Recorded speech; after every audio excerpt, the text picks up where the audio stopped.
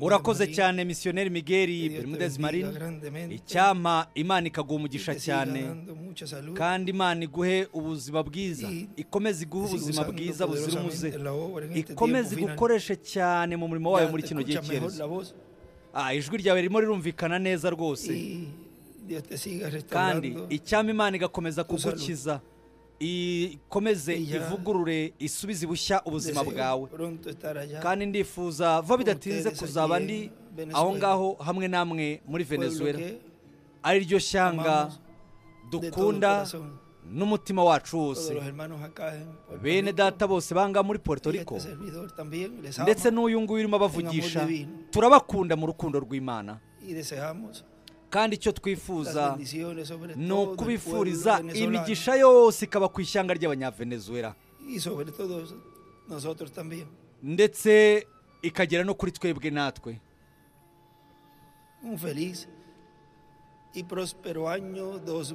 Umwaka mwiza w'uburumbuke wa 2025 mwifurije buri wese muri mwebwe. Umwaka twifuza yuko waba umwaka wo guhindurwa kwacu, kandi ukaba umwaka yazadusukaho imigisha yose ikubiye muri uriya mwaka. Iteka ryose umwaka tugiye kwinjiramo tuba twifuza ko waba umwaka Imana yasozamo iri sezerano. Rero umwaka mushya kandi mwiza w'uburumbuke n'iterambere kuri Elizondo, inshuti yanjye, ari we wagize isabukuru y'amavuko, n'abandi mwese mwagize isabukuru y'amavuko muri uku kwezi n'uyu mwaka. Imana ibahe umugisha kandi bakoreshe cyane muri kino gihe cyerezo. Uyu munsi ku itariki 29 z'ukwa 12 muri mwaka wa 2024, isomo dufite ni iri: ibikubiye mu kimenyetso cya karindwi. Ni ubutumwa bwabwirijwe itariki 2 z'ukwezi kwa gatandatu mu mwaka wa 2002. Ubwo butumwa bubwirizwa hano muri Cayey, Puerto Rico. Yifashishije icyanditswe cyo mu Byahishuwe igice cya 10 guhera ku murongo wa mbere kugeza kwa 11, ndetse n'Ibyahishuwe igice cya 8 umurongo wa mbere ugakomeza. Reka nze mbasomere umurongo wa 5 no 6 mu gice cya 10 aho mu gitabo cy'Ibyahishuwe. Marayika nabonye ahagaze ku nyanja no ku butaka, amanika ukuboko kwe kw'iburyo, agutunga mu ijuru, arahira ihoraho iteka ryose yaremye ijuru n'ibiririmo, n'isi n'ibirimo, n'inyanja n'ibirimo, ati ntihazabaho igihe ukundi. Arandika ngo cy'ubucunguzi, igihe cy'ubucunguzi, bivuga ngo igihe cya disipansasiyo y'ubuntu. Mu nyandiko yanditse mu nyigisho za Bibiliya, igihe twari twamwandikiyemo kino cyanditswe, hari ahantu yahereye ko yandika ngo igihe cya disipansasiyo y'ubuntu, arandika ngo iherezo rya disipansasiyo y'ubuntu. No mu Byahishuwe igice cya 8 umurongo wa mbere, amennye ikimenyetso cya karindwi, mu ijuru habaho ituze nk'igice cy'isaha. Ibikubiye mu kimenyetso cya karindwi, nimwicare nyamuneka.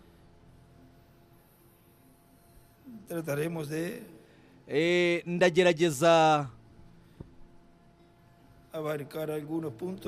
kugerageza ibintu bimwe na bimwe ngenda mvugaho kugira ngo tuganishe kuri iri somo, nuba ngo ubutumwa aho tugiye kuba turimo twumvamo iby'Imana yateganyirije byose muri buno butumwa, ari bwo uyu munsi wa none harimo haragaragara ibikubiye muri cyo.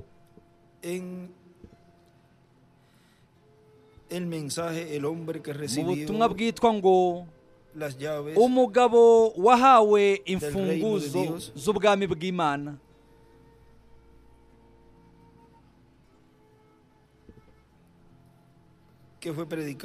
Ni ubutumwa bwabwirijwe ari tariki 8 z'ukwa 11 mu 2009, bubwirizwa ahitwa muri Brezil, muri Franca. Aratubwira ati rero ikimenyetso cya karindwi kibumburirwa cyangwa se gishurirwa mu gusozwa kwacyo. Rero mu gihe ikimenyetso cya karindwi kirimo gisozwa, biba ari ubwiru. ntawe ubimenya, ntawe ubisobanukirwa neza keretse gusa bamwe na bamwe, naho abandi bo ashyiraho utudomo dutatu. Ndifuza kuba umwe muri abo ngabo basobanukirwa, niko William avuze. Nande wundi ubyifuza, na buri wese muri mwebwe namwe, mu butumwa bwitwa kuki byasabye ko baba abungeri,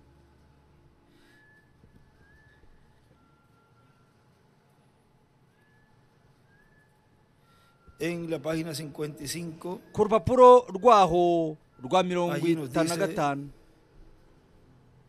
aho ngaho niho atubwira ati,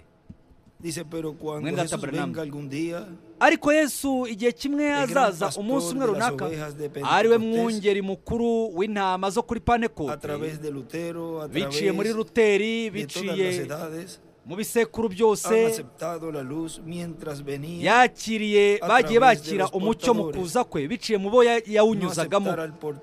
Ntabwo ari ukwakira no kwemera uzanye umucyo, ahubwo ni ukwemera uwo mucyo. Ntimwumva? Aho ngaho niwo mucyo wagaragariraga, yabaga azanywe no kuducungura. Arandika ngo igihe Yesu azaza, utudomo dutatu, azaba aje gucungura. Yewe ndanezerewe, nejejwe no kumenya yuko bundi bushya azongera akaza, azagaruka. Ese wowe nawe uzabura umwe mu babarirwa mu itsinda rye? Ese nawe uzabarirwamo? Aho ngaho ahashushanya inyenyeri ya Dawidi, ashyiraho ibuye rikomeza imfuruka, ndetse ashushanya n'ibisekuru byayo, agafureshi, akambi kazengurutse aho ngaho, kazenguruka inyenyeri ya Dawidi.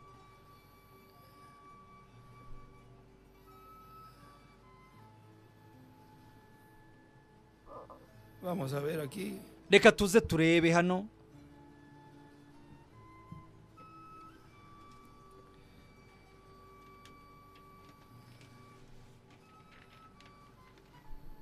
Ahora para ser contado, rero aho ngaho kugira ngo ubarirwemo aho, nuko umuntu agomba kuba yarabigenewe mu buryo bw'igeno, kubera ko bibaye atari igeno wagenewe, ntabwo wakwigera ubarirwamo ngo ubarwe muri abo ngabo nk'umwe wo muri iryo tsinda, cyangwa se nk'umwe mu bagize iryo tsinda. Kugira ngo musobanukirwe ako gafureshi yashyize aho ngaho ahagana munsi, akazamura kakagera hejuru, aho ngaho ashyiraho, naho ngaho hari inyenyeri ya Dawidi. Noneho mwibuke yuko iki ngiki nicyo kimenyetso, ino nyenyeri dore ni ikimenyetso. Iyi nyenyeri ishushanya ubukozi bwa Mose na Eliya. Ese nawe uzabarwa muri abo ngabo? Hari inzira imwe gusa yo kuba wabibonekamo, ntabwo ari ukwinjira mu idini gusa, ahubwo ni ukubyarwa nawe. Abo data yampaye bose baza aho ndi, kandi baza aho ndi, iryo jambo arishyiraho akaziga. Ntawe uza kuri data atari data umureheje. Ntimwumva se? Ibyo ngibyo nibyo bikubiyemo aho ngaho. Weho mwemere, we utudomo dutatu, niwe mpano imwe ya Noheri nzira ukumbi, niwe mpano y'Imana, niyo mpano yahaye isi yose. Umwana we umwe w'ikinege, uko yari ari ejo n'uyu munsi niko ari, ntahinduka n'iteka ryose. We ni ijambo. Ntimwumva? We mwizere, mwizere kuri uyu munsi wa none, niwe mwuzuro w'ijambo ryose.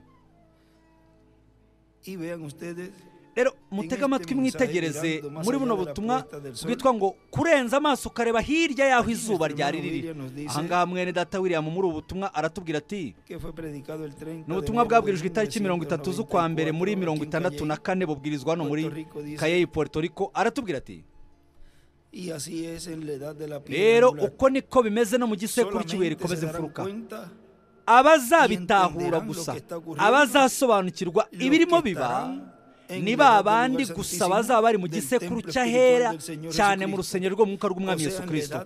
Ni ukuvuga ngo mu gisekuru cy'ibuye rikomeza imfuruka, ndetse muri dispensation y'ubwami, kandi ku munsi mushya wa dispensation. Zamukuze hano mu gisekuru cy'ibuye rikomeza imfuruka, maze mpakwerekere ibintu byose bigomba kuzabaho nyuma y'ibi ngibi. Ibyo ni ibiki?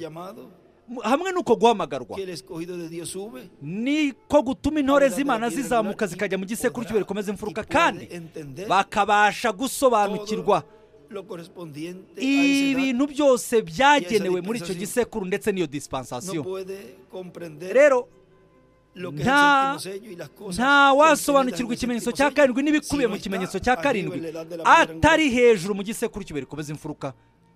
Ahora miren en la página noneho mwumve ibyanditse ku rupapuro 442 rwa 442 del libro de los sellos. ni mu gitabo cy'ibimenyetso birindwi. Nos dice aho ngaho haratubwira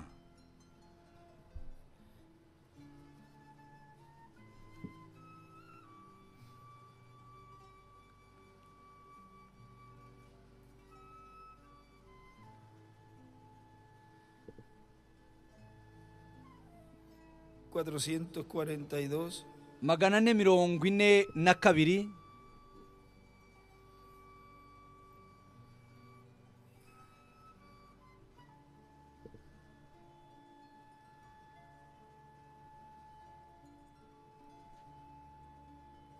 hay un escrito allí. hariho inyandiko yanditse aho ngaho. Vamos a leer esta parte aquí. Reka tuze dusome uyu mugabane uri aha ngaha, aho atangira avuga ngo hay tanto que podríamos decir, hariho byinshi twabasha kuvuga, siendo esta noche cuando kubera ko terminamos esta muri serie iri de joro cultos, igihe turi busoze cuando el uruhererekane culto rw'aya es de materaniro, mu gihe amateraniro yo que ari la ayo gente gukira está indwara, con la expectativa tubona de uburyo ver haba hari abantu grandes bafite cosas, igishyika cyo kubona ibintu lo cual bikomeye produce cyane, una tensión nerviosa ari byo muy tremenda. bizamura En esta amarangamutima noche n'ubwoba hay una bw'abantu mu misma buryo cosa. bukaze cyane. Ariko muri iri joro Ahí está nabonye ikintu predi- kimeze va a nk'icyo predicar ngicyo. el séptimo Aho sello. ngaho yari agiye kubwiriza ikimenyetso cya karindwi. Todos están con una gran Abantu expectativa bose bari mu gishyika gikomeye, bategereje ibintu n'amatsiko n'ubwoba de bukomeye ver cyane esto. bwo kubibona. Ahí a la derecha escribe Aho ngaho tensión iburyo nerviosa. arandika ngo gutegerezanya, ubwoba n'amatsiko byose bivanze. Cada noche ha sido así al abrirse cada sello. Buri joro ryose niko byagiye bigenda igihe habaga Ahora quiero que entiendan esto muy bien. hamenwe buri kimenyetso. Cada Ibi ngibi vez que llego- mubitekereze neza. Uno de estos sellos, Uko habaga haje buri todo kimenyetso, lo que yo creía antes, ibyo nabibaga a lo que nizeye mbere había hose, leído de lo que otros nkurikije creían, ibyo nasomye n'ibyo todo abandi ha sido babaga bizeye, completamente contrario a ibintu lo que byose me llegó allí en byazaga la habitación. bitandukanye n'uko nabaga Y ahora mi mente está tan turbada. nabisanze mu nzu aho Ahí a la nabaga. izquierda de una Ariko estrella de hari David ibintu escribe byambuzaga la amahoro. mente turbada. Aho ngaho hashushanya inyenyeri ya Dawidi, arandika ngo ibitekerezo La byabaga razón, ibitekerezo porque tuvimos bihagaze el culto de bijagaraye. oración por los enfermos Kubera ko hoy en la impamvu mañana, nuko twabaga twagize porque mi amateraniro yo mente gusengera humana abarwayi mu gitondo, kubera ko que se está ni ibitekerezo bya kimuntu de mi propio modo de byabaga pensar. birimo bitandukana n'uburyo nkwiye en ese gutekereza. libro, Mwumve anga muri en kino el gitabo, azul, en el otro, ndizera ko ari cya hay gitabo uno que kindi describe cy'ubururu, niho yanditse ngo que él se estaba apartando aho ngaho yabaga de su propio arimo modo de pensar. asohoka muri ya mitekerereze yari isanzwe, aba arimo yitandukanya nabyo, hasta tal punto kugeza ubwo he tratado de permanecer solo en la habitación, nagerageje no kuba nahama mu nzu mu con las rugo, cortinas cerradas. n'amarido yose nkayafunga nkayakinga. Si me estás escuchando, maldito, ve un brinquito a la oficina. Niba Y encima del escritorio niba ahí está unyumva, el genda hariya libro mu biro azul de byanjye, los sellos. hejuru y'ameza urabona igitabo Dámelo, por cy'ibimenyetso favor. birindwi cy'ubururu, genda ukinzaniye nyamuneka, Ahí en ndagusabye. el cuartito. Ni hariya mu kumba, Disculpen, munyihanganire. estaba recibiendo algo allí y Hariho hari ibintu nari ndimo mpabwa hariya, agarré los libros, nuko porque está aquí. ndangije nterura igitabo, kuko none dore biri aha ngaha. Hace Wenda falta algún momento más. hariho Pensaba undi que mi mwanya hermano iba a hablar un poquito más, pero naburaga, no deseaba nakomeje kwibwira hacerlo yuko esperar. Miguel ari bukomeze Pero kuvuga, miren, ariko la ndavuga ngo mente ntabwo del ndi bukomeze hermano Branham, gutegereza. Nuko ariko mwumve hano ibitekerezo bya mwene data Branham mu kumena, mu guhishura ikimenyetso cya karindwi, cyangwa se mu kuba yaragiye guhishura ikimenyetso cya karindwi, cyangwa se reka tuvuge ngo O sea, que en ese tiempo, agiye guhishura ikimenyetso cya karindwi kubera ko atigeze mientras él estaba abyemererwa, recibiendo la kubera ko kirya gihe revelación mu gihe arimo yakira de los guhishurirwa sellos, el ángel le kw'ibimenyetso decía cada birindwi, sello. marayika yamubwiraga buri Pero kimenyetso, ariko en el séptimo sello, ageze ku kimenyetso cya lo karindwi aguantó, no le dijo nada. aramuhagarika, Le ntiyagira mostró icyo hasta amubwira na donde gito, tenía que mostrarle, amwereka ibyo yagombaga kumwereka byose, y dice que nuko tuvo que akatubwira echar a ngo un lado byamusabye guta ku ruhande, su kujugunya propio modo de pensar. imitekerereze yari asanganywe, O sea, ni ukuvuga ngo todo lo que humanamente él pensaba, bya bindi byose yatekerezaga nk'umuntu mu buryo busanzwe, yibwira uwo yari we, cyangwa se n'ibyo yatekerezaga mu kuza kw'ikimenyetso cya karindwi, ibyo byose yatekerezaga byamusabye kubita ku ruhande, kubijugunya, kugira ngo noneho Imana ibone kumwuzuza, kumwereka byose. permiso, Munyihanganire, el título, los sellos, ni ikimenyetso ni ni igitabo cy'ibimenyetso birindwi, ni bimwe ariko Disculpa. munyihanganire. Ahora vean, Noneho mwumve, está, porque hay un sitio ni ukubera ko hari ahantu donde él dice que aho debemos de avuga dejar a ko un lado tugomba guta ku ruhande, tugomba gushyira ku lo ruhande carnal, la mente ubunyamubiri, humana, ibitekerezo bya muntu, para él poder mostrar kugira y ngo revelarte bitume we aza su venida. kwerekana no guhishura kuza kwe. O sea que para estar en la edad de la Ni piedra ukuvuga ngo angular y kugira ngo dispensación ube mu del reino, gisekuru cy'ibere komeza imfuruka muri dispensation no puedes y'ubwami, ir con razonamientos humanos, ntabwo ugomba kugendana ni imitekerereze ya interpretaciones kimuntu humanas, cyangwa se ubusobanuro bwa sino kimuntu, con una mente ahubwo limpia y ugomba clara, kuba ufite ibitekerezo bikarabije, que sea la byogeje, revelación byera, directa kugira ngo de él, abe ari ugwishyurirwa kwe gusa kuje no de umujyi más umwe, nadie. nta wundi wundi ugomba kwitambika hagati aho. Ahora, Noneho rero miren, página mwumve 443 ku sigue rupapuro rwa allí. 443 niho akomereza, Permanecer solo en la nagiye ngerageza habitación, kuba nakwigumira mu con las rugo mu cortinas nzu cerradas, n'amarido rwose y con la luz nkayafunga, eléctrica, ndetse y este gusa ya es el hagacanwa octavo día. amashanyarazi, ariko ibyo byaje ku Ni he munsi wa salido munani. del carro. Ahí a Nta la nubwo derecha nigeze escribe octavo ngenda día. mu modoka, aho ngaho harandika ku ruhande ngo umunsi wa munani.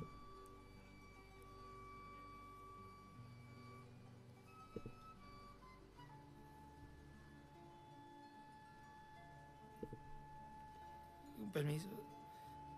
Nyanganire, Vamos a ver aquí.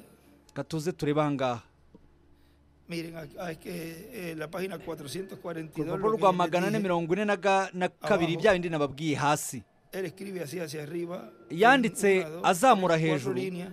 nko ku mirongo rwose itatu, abyandika nko mu mirongo itatu, Todo es diferente a ngo lo, byose y continúa abajo para que no siga byose escribiendo hacia arriba, bitandukanye, sino ahí, akomereza en ese munsi margen.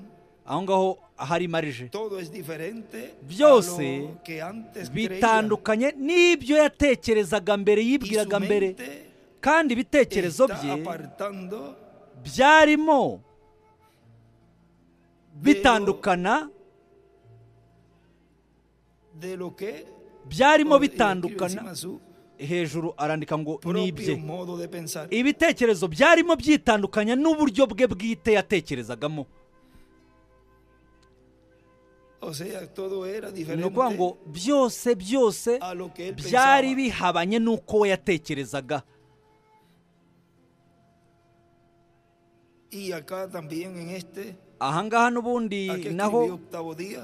ahangaha Y handitse ngo acá ku munsi a wa la munani, derecha en la ahangaha ariko 443, iburyo kuri ahí a la 443, derecha arriba, iburyo yandika Dibuja azamura piedra hejuru, angular, ashushanya y ibuye dentro rikomeza escribe imfuruka, octavo día. mo imbere arandikamo ngo umunsi wa escribe munani, séptimo sello. arandika ngo ikimenyetso cya karindwi.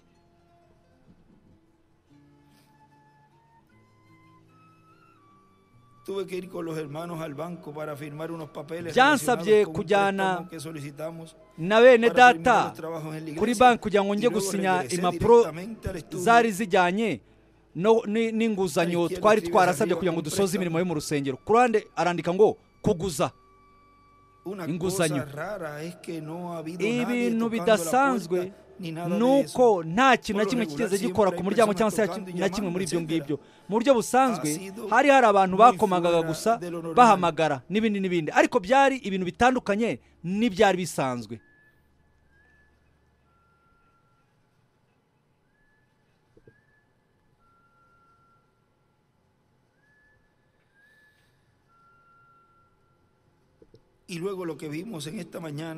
nyuma yaho ibyo twabonye muri kino gitondo ntabwo twakwibagirwa ubuntu bw'umwami wacu bwagwe ku bw'umugaragu we wari unaniwe.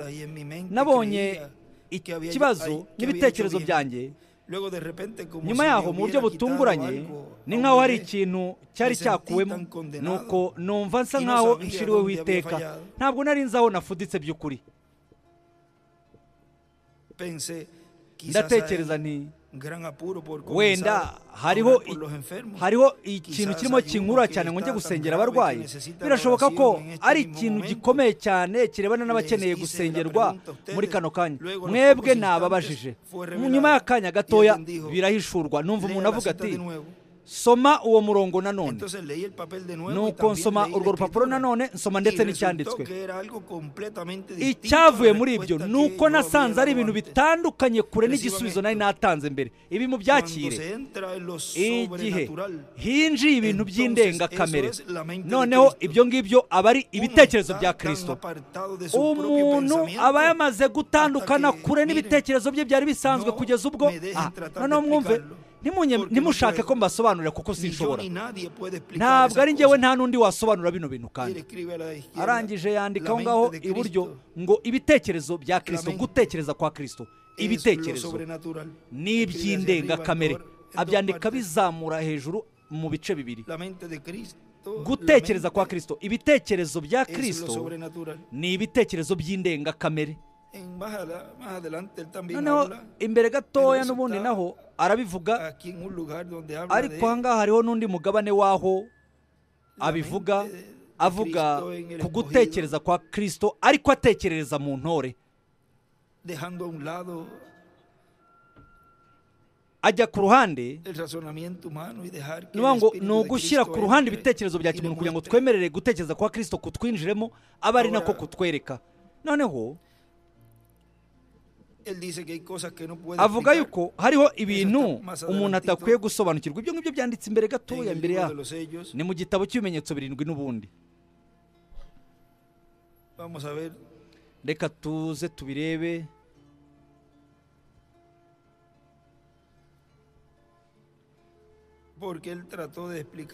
Kubera ko yagerageje kubisobanura.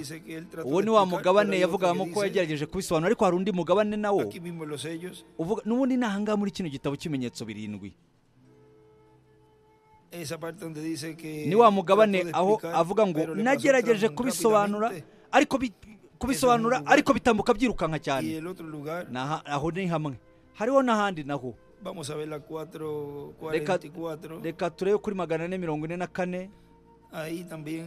Aho ngaho naho aratubwira ati weho ntukagerageze gusobanura ibintu by'indengakamere kubera ko ntiwabishobora. Kimwe gusa dukwiye gukora ni gukataza imbere tugakomeza. Njyewe nzagerageza kubabwira mu buryo bweruye bushoboka, ariko uhereye aka kanya ugakomeza, ntabwo ntekereza ko nakongera kubikora nanone. Umuntu yakwizera atakwizera, nta kindi narenzaho. Imbere gatoya muzamenya impamvu mbabwiye ibyo ngibyo. Aho ngaho ibumoso arandika ngo nta gusobanura ibintu by'indengakamere. Umuntu yakwizera atakwizera, yashidikanya cyangwa se nashaka ntiyizere.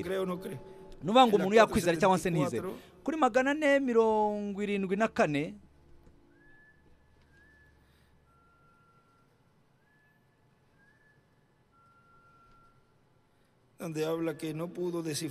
aho handi yavuze ngo sinabashije kubisobanukirwa, ariko reka dukomereze imbere gatoya. Dukomereze aha ngaha, turagenda tubibona nabyo. Noneho aha ngaha akomeje atubwira ibiri muri buno butumwa. Wa mugabo wahawe imfunguzo z'ubwami bwa Dawidi. Rero igihe ikimenyetso cya karindwi kizatangira, kizaba ari ubwiru neza mu mwuzuro mu buryo bwo gutangira, ariko nyuma ku iherezo ry'ikimenyetso cya karindwi kizahishurwa mu ruhame ku mugaragaro. Ni ukuvuga ngo ikimenyetso cya karindwi rero mwumvise ko gifite gutangira n'iherezo ryacyo. Nk'uko mu kuza kwa mbere k'umwami byagize itangira ryabyo igihe yavukiraga i Betelehemu Yudaya, nka kwa kundi byagenze mu gutangira kw'ikimenyetso cya karindwi mu kuza kwa mbere k'umwami byatangiriye mu kuvuka kwe, ariko kuvuka kwa Yesu iherezo byabereye ku musaraba i Karuvari. rero nk'uko kuza kwa mbere k'umwami byagize gutangira ariko kuvukira kwe i Betelehemu nyuma yo gutwitwa mu nda y'umwari Mariya, nyuma yaho byagize n'iherezo igihe yapfiraga ku musaraba i Karuvari. mwibuke yuko ari bimwe muri byose birabangikanye. nyuma yaho yaje kuzuka yahawe ubwiza nyuma y'iminsi 3, kandi uko niko yahereye ko hatangira igihembwe gishya kuri 471. aho ngaho naho arahatubwira ariko ahagana hasi kugira ngo duhere ko tujye kuri 472. aravuga ati cyagiye handi kanyoni Sabino yarambwiye ati dore uku n'ugukura kwa gatatu. hari ibintu bitatu bikomeye cyane dore biherekeza gukura kwa gatatu. kimwe muri byo cyahishuwe ejo hatambutse kinini uyu munsi, hasigaye ikintu kimwe ntabashije gusobanura kuko cyari mu rurimi ntarinzi, ariko nakomeje guhagarara ndabyitegereza. dore kuno n'ugukura kwa gatatu niko kuje, kandi ni umwuka wera w'Imana. n'iki kije ni umwuka wera, kandi yari yarabivuze ku rupapuro rwa 474 ko umwuka wera uzambara umubiri wa kimuntu. mwene data, niyo mpamvu mu ijuru hose habaye ituze risa. hari byanditswe byinshi yanditse aho ngaho ibumoso, igice cy'isaha cy'ituze. arandika ngo gukura kwa gatatu guhwanye n'icyatumye habaho iryo tuze, kandi mu rurimi atigeze amenya. ibyo bihwanye no guhinda kw'inkuba. ihema rihwanye no gukura kwa gatatu. nanone arandika ngo nari ndaho ngaho mpahagaze.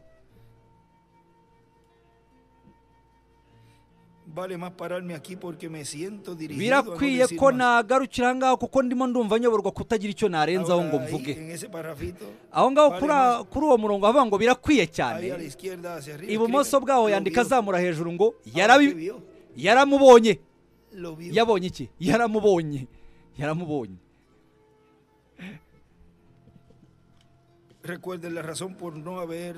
mwibuke impamvu yatumye ikimenyetso cya karindwi kitarahishurwa, kandi na n'ubu hakaba hatari hatangwa guhishurirwa kwabyo, nuko nta n'ubizi.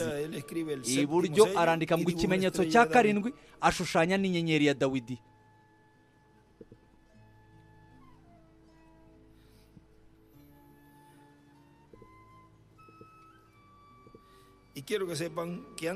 ndifuza ko mumenya yuko mbere yuko namenya ijambo muri ibyo byose hari iyerekwa ryanjeho, kandi hashize imyaka myinshi, murabyibuka? none dore n'ibirahanga bihwanye n'ibyo byose birimo biratangira neza bigenda biganisha mu ijambo. kandi Imana izi umutima wanjye, nta na rimwe nigeze ntekereza kuri icyo kintu. none dore ngibi, ariko tugeze kure cyane kuruta uko tubitekereza. kandi ibingibi dore birimo, ibingibi birerekana kuza kw'Imana, kubera yuko birimo biragenda bigahuza neza n'ubutumwa bw'amasezerano y'igihe cy'iherezo. ubwo butumwa bw'igihe cy'iherezo ni ubuhe? ubutumwa bw'ikimenyetso cya karindwi. mwitegereze neza ubutumwa bw'igihe cy'iherezo. dore ni iki kimenyetso, ni ukuvuga ngo ikimenyetso cya karindwi. yaduhishura ibimenyetso 6, ariko nta na kimwe yavuze ku cya karindwi. nicyo kimenyetso cy'igihe cy'iherezo.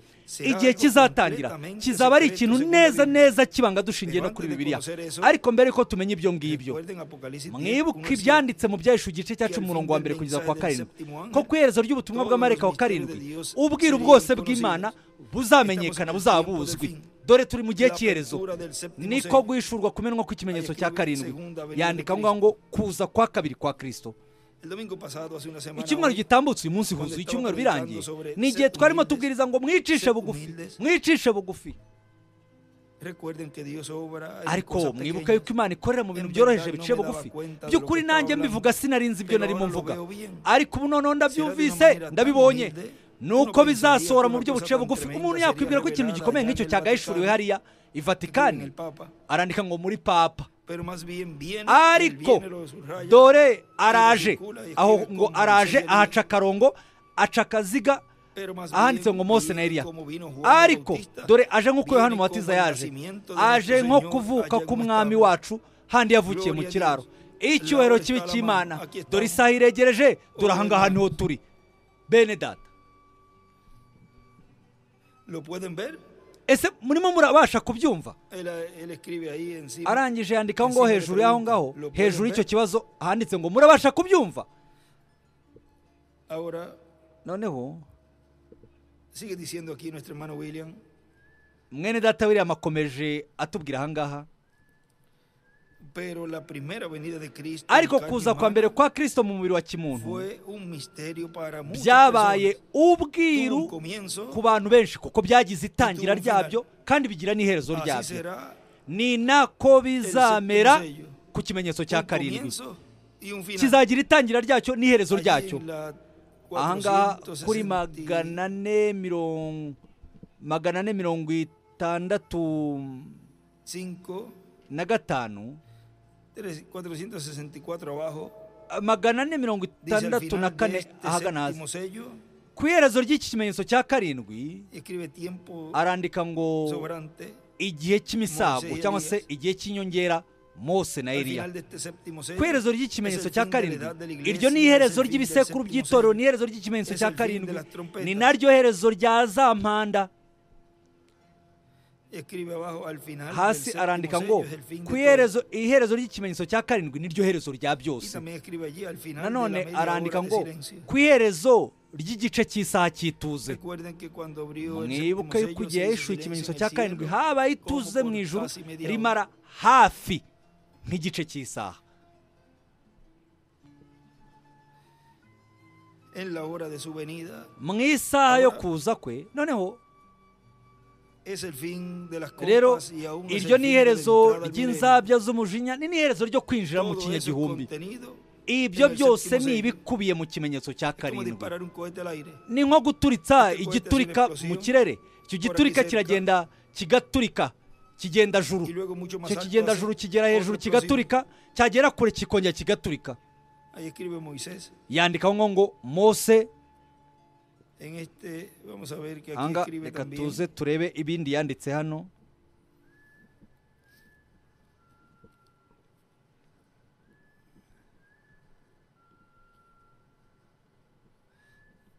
Ahí a la derecha escribe Aho ngaho iburyo el Hijo del Hombre. Es igual. arandika ngo umwana w'umuntu Séptimo sello. ahwanye n'ikimenyetso cya El Hijo del Hombre karindwi. viene con sus ángeles. Umwana w'umuntu aje azanye n'abamarayika be.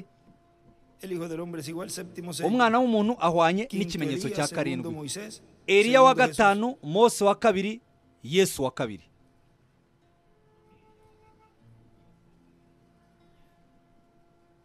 Y luego mucho más alto hace otra explosión.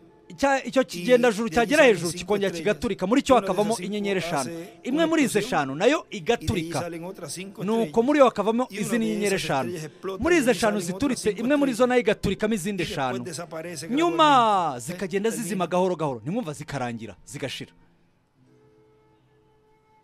Así es el séptimo sello. Dore ni nako bimeze ku Allí kimenyetso termina- cya karindwi. termina el tiempo Aho niho para el harangira mundo. igihe Es el cy'abisi. fin del tiempo para Iryo esto ni y iherezo aquello y ry'igihe todas cya las bino cosas. na biriya na biriya na biriya Todo n'ibintu termina byose. con el séptimo Byose sello. bisozwa n'ikimenyetso Ahora, cya ¿cómo lo va a karindwi. hacer Dios? None se Imana Eso es izabigenza lo que ite? no sabemos. No Dore lo ibyo nibyo sabemos. tutazi, ntabyo En tuzi. esto será el tiempo para Ariko todas estas icyo cosas kizaba y la ari igihe entrada cy'ibyo del bintu milenio. byose no kwinjira mu kinyagihumbi mu ngoma Introducir. y'imyaka igihumbi. Arandika ngo gutangira. Ahora sigue diciendo nuestro hermano William. Mwene data William hano akomeje atubwira ati rero Sea abierto al público. igihe bizahishurwa Ya se habrá mu estado ruhame, cumpliendo, bizaba ya habrá birimo tenido su bisohozwa. comienzo, o sea, ya habrá nacido. nuvuga ngo azaba Izo yaramaze trayectoria, kuvuka kandi n'urugendo por lo rwe tanto, ruramaze habrá kuba. tenido una Nuko rero trayectoria azaba para yaramaze poder llegar kugira al final. urugendo yakoze kugira ngo abone De lo kugera cual ku en la iherezo. página 482, Ibyo nibyo biri ku rupapuro rwa 482 del libro de aho ni mu gitabo Los sellos. cy'ibimenyetso birindwi n'ubundi. nos dice Aho ngaho aratubwira ati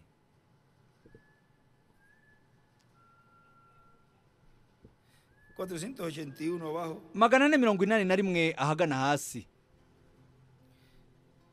Ahora noten que la apertura Rero del mumenye séptimo neza yuko sello mu kumenwa también es kw'ikimenyetso un cya misterio karindwi, triple. ubwo nabwo Les he n'ubwiru dicho que es el bw'inyabutatu misterio de los nababwiye 7 yuko truenos. ari ubwiru bwo guhinda Los 7 kurindwi truenos kw'inkuba. en el cielo Guhinda abrirán kurindwi kw'inkuba ko mu este ijuru misterio. kuzahishura buno bwiru.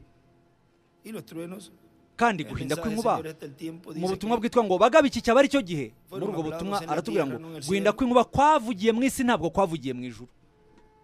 será en la mera venida Dore del bizaba Señor neza Jesucristo. neza ari mu kuza k'umwami Porque Yesu él Kristo, mismo dijo que kubera ninguno yuko we ubwe sabría cuándo yivugiye iba yuko a volver. ntawe uzamenya igihe cyo kugaruka kwe. Notaron ese mwarabyumvise cya gihe abayahudi bamubazaga icyo kibazo tugereranye ibyanditswe byo muri Matayo 24 n'ibimenyetso birindwi nuko aho ngaho tubonamo ko ikimenyetso cya karindwi kitagaragaramo kubera ko Kristo ubwe yavuze yuko ari Imana yonyine ibizi n'abamarayika ntabyo bazi kandi birakwiye rwose ni byiza kuko bitigeze binandikwa habaye ituze risa nta cyabaye muri icyo gihe n'abamarayika y'abamarayika ntawugeze amenya igihe cyo kuza kwe ariko hazabaho amajwi arindwi yo guhinda kuko kurindwi kw'inkuba azamenyekanisha kuno guhishurirwa gukomeye muri icyo gihe arangije yandika aho ngaho arandika ngo guhishurirwa gukomeye cyane ko kuza k'umwami abyandika bizamura hejuru ikimenyetso cya karindwi ni ubwiru bwo guhinda kurindwi kw'inkuba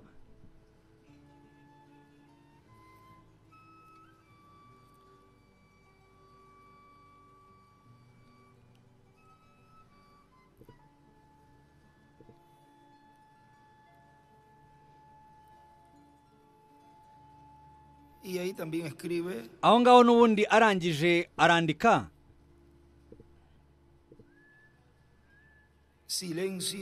arandika ngo ituze igice cy'isa abyandika mu nguni aho ngaho ariko abyandika avana hasi azamura hejuru murebe nk'ahangaha kuri uyu murongo aba ngo mumenye neza yuko kumenwa kw'ikimenyetso cya karindwi nabwo ari ubwiru bw'inyabutatu aho hejuru y'uwo murongo nsomye arandika ngo Mose Eliya na Yesu ku rupapuro rwa 481 ni kuri uyu murongo n'ubundi noneho hejuru y'uyu murongo arandika ngo intego eshatu n'impamvu z'ikimenyetso cya karindwi kandi mwibuka yuko gukurura kwa gatatu kugenewe umugeni abari b'abapfapfa ndetse n'ab'isi aribo nabo babarirwamo aho ngaho n'ishyanga ry'abaheburayo nabo babarirwamo aho ngaho rero ndizera yuko kuri twebwe kuri 482 rero ndatekereza yuko kuri twebwe tutazi ibyo ngibyo ntabwo bizamenyekana kugeza icyo gihe kigeze ariko yego bizahishurwa uwo munsi arandika ngo ku munsi wa 8 kandi bizahishurwa mu isaha arandika ngo mu isaha ya 0 muri ya saha ubwo bikwiye koko bihishurwa icyo twe dukwiye gukora ni ukuba abantu bakangutse bubashye bari imbere y'Imana tukayikorera kandi tugakora ibyo tuzi gukora byose tukabaho ubuzima bukiranuka bwa gikristo yandika hejuru aho ngaho muri uwo mwanya usigaye ngo ntabwo byahishuwe mu ruhame ariko bizaba nanone iburyo arandika ngo bizahishurwa ku mugaragaro ikimenyetso cya karindwi kizahishurwa ku mugaragaro ariko mu ihema none se nihe hagombaga guhishurwa ikimenyetso cya karindwi ni mu kuzura kwerekwa ry'ihema ari byo birimo biba muri kano kanya uyu munsi wa none muri kino gihe cya none turimo ntabwo ari mu gihe cyatambutse ntabwo byigeze bishurwa mu gihe cyatambutse ntabwo byigeze bishurwa ntabwo higeze hamenyekanishwa ikimenyetso cya karindwi cyari cyo none Imana yari irimo ibihishura ite bigomba kubera mu ihema bizahishurwa mu ruhame ikimenyetso cya karindwi kizahishurwa mu ruhame mu ihema arandika ngo guhinda kurindwi kw'inkuba n'ikimenyetso cya karindwi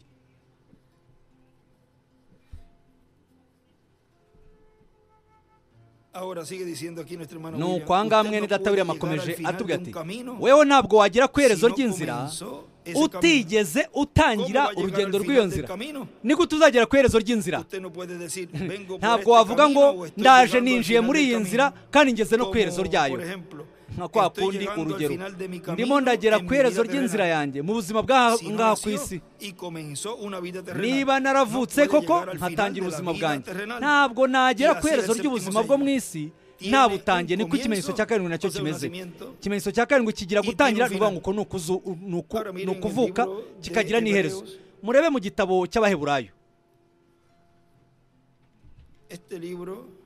muri kino gitabo sinzi niba cyarempurimwe cyaracapwe gikubiyemo ibice abaheburayo igice cya mbere kugeza kuri karindwi aho ngaho mu bibazo n'ibisubizo ku gitabo cy'abaheburayo ni byiza iki ngiki baracempurimye baragicapye noneho nyuma mushobora kuza kugihabwa. Noneho nimwumve ibyo tubwirwa aha ngaha ku rupapuro rwa 386 munsi.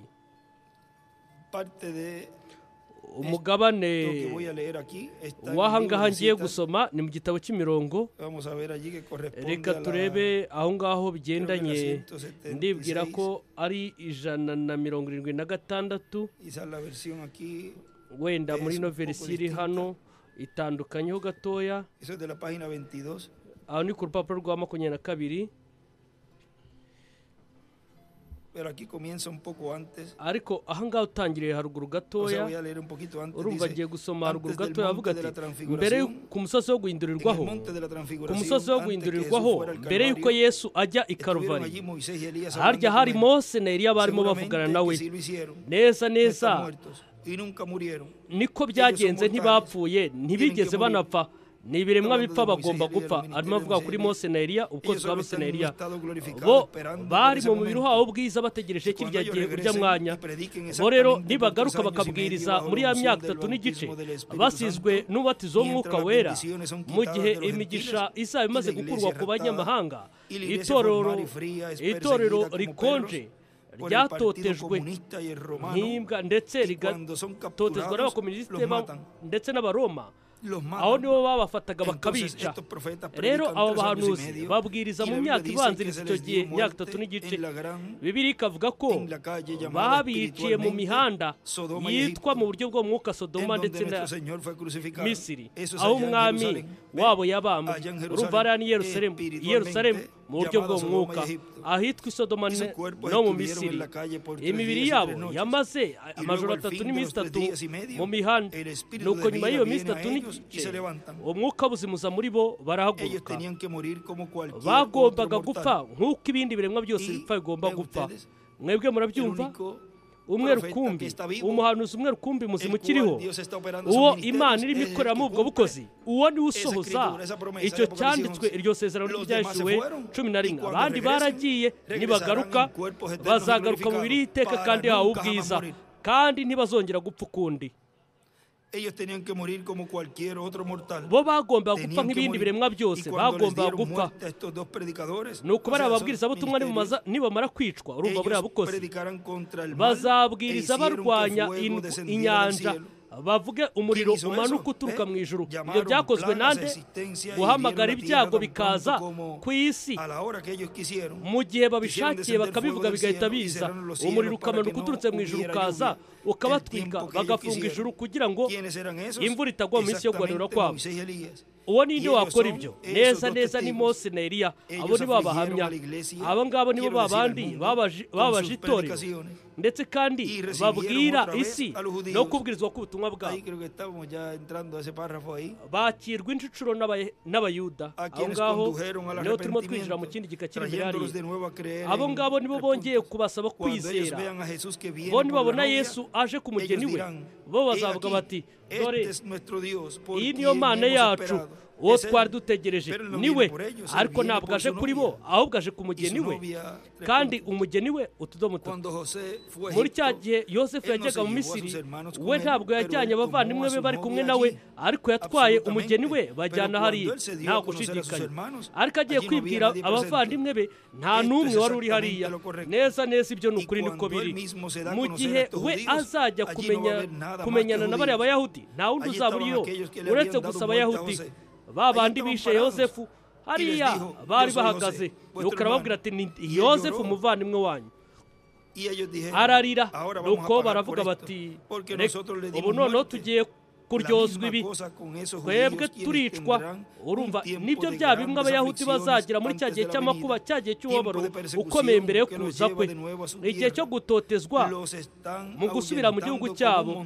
Barimo birukanwa nka za ntama zabuze umwungeri ku musozi Karumeli. Yesu naza ku mugeni we, bo bakamubona, bazavuga bati uriya niwe twebwe twari dutegereje, dore nguwo ahari, azazana agakiza mu mababa ye. Aho ngaho niyo yanditse mu gitabo cy'imirongo, muri kiriya gitabo yandikaho ngo Abayahudi babona Kristo aje ku mugeni we.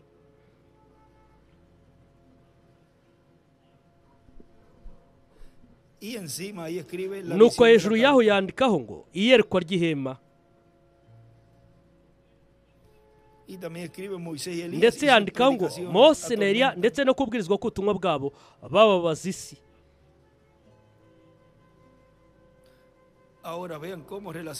Murumva uburyo ki abisanisha iby'ubwo bukozi ndetse n'iyerekwa ry'ihema. Nuko tudashobora gutandukanya ikimenyetso cya karindwi ndetse na buriya bukozi bwo mu ihema. Akomeje avuga ati itorero ryatsinda ritoya ry'abayahudi bwa nyuma nibamara kwica bari abahanuzi, imibiri yabo ikajugunwa mu muhanda uwitwa mu buryo bw'umwuka i Sodoma na Misiri, aho umwami wabo yabambwe, bazohererezanya impano hagati yabo.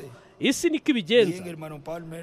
Mwene data Permer, noneho hano urabibona, dore ya nkuru y'Abaroma, neza neza bizagaragara ko hari icyanga rimwe ku isi ryoroherezanya impano nyuma y'urugamba. Ubwo ni ubwami bw'Abaroma nibwo bukora ibyo. Kuko ku rupapuro rwa 385 mu gitabo cy'ibibazo cyabajijwe mwene data Branham, izo mpano ziri hehe? Ese izo mpano zizoherezwanya zijyanye na rwa rupfu rw'abahamya babiri zivugwa ni izihe? Mwene data Branham aravuga ati, mwene data Parome, ese wowe waba uzi kubaza ibibazo pe?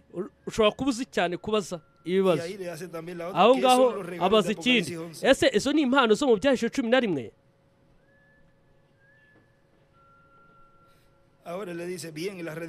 Ni byiza ubucunguzi.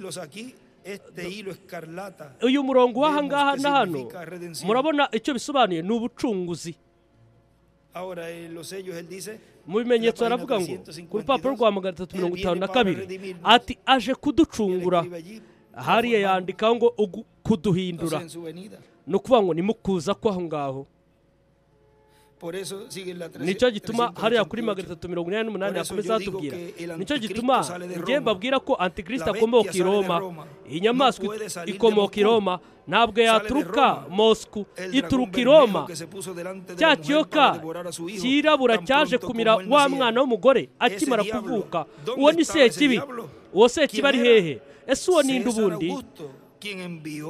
Uwo nguwo ni Kaisari Augustine watumye kwica abana bose imyaka 2 kumanuka. Ni cya kiyoka cy'umukara. Ikinyamaswa bisobanura imbaraga. Imbaraga z'Abaroma zatoteje zigerageza kwica uriya mwana Kristo. Ibyo ni nako bimeze. B'Abaroma ba kera, b'Abaroma b'abapagani, bo bazagira intsinzi ikomeye cyane, bazatera amabuye yera, ndetse n'ibyo byose babikoreshe nk'impano bohererezanya urwibutso rwabyo. Rero ayo mabuye zari impano ntono boherezaga itorero ry'Abaroma. Neza neza uko niko biri. Njye nari ndi hariya mu murwa w'Vatikani, narabihamirije nkoresheje Bibiliya. Papa yari afite amarembo, ikamba ry'inkubwe eshatu, Vicarious Field Days, ndetse ibyo bintu byose narabyumvishije nta gushidikanya. Ibyo ni ukuri. Ni itsinda ry'idini riyoboye buri gihugu kiri munsi y'isi, kiri munsi y'ijuru. Uko niko biri. Hariya mu gitabo cy'ibimenyetso aho ngaho hashyiraho ngo, ashyiraho imibare ijyanye n'ayo magambo ariyo 336 umubare w'inyamaswa. Mubirebye aho ngaho mukareba urwo rupapuro aho biri mu gitabo cy'ibimenyetso.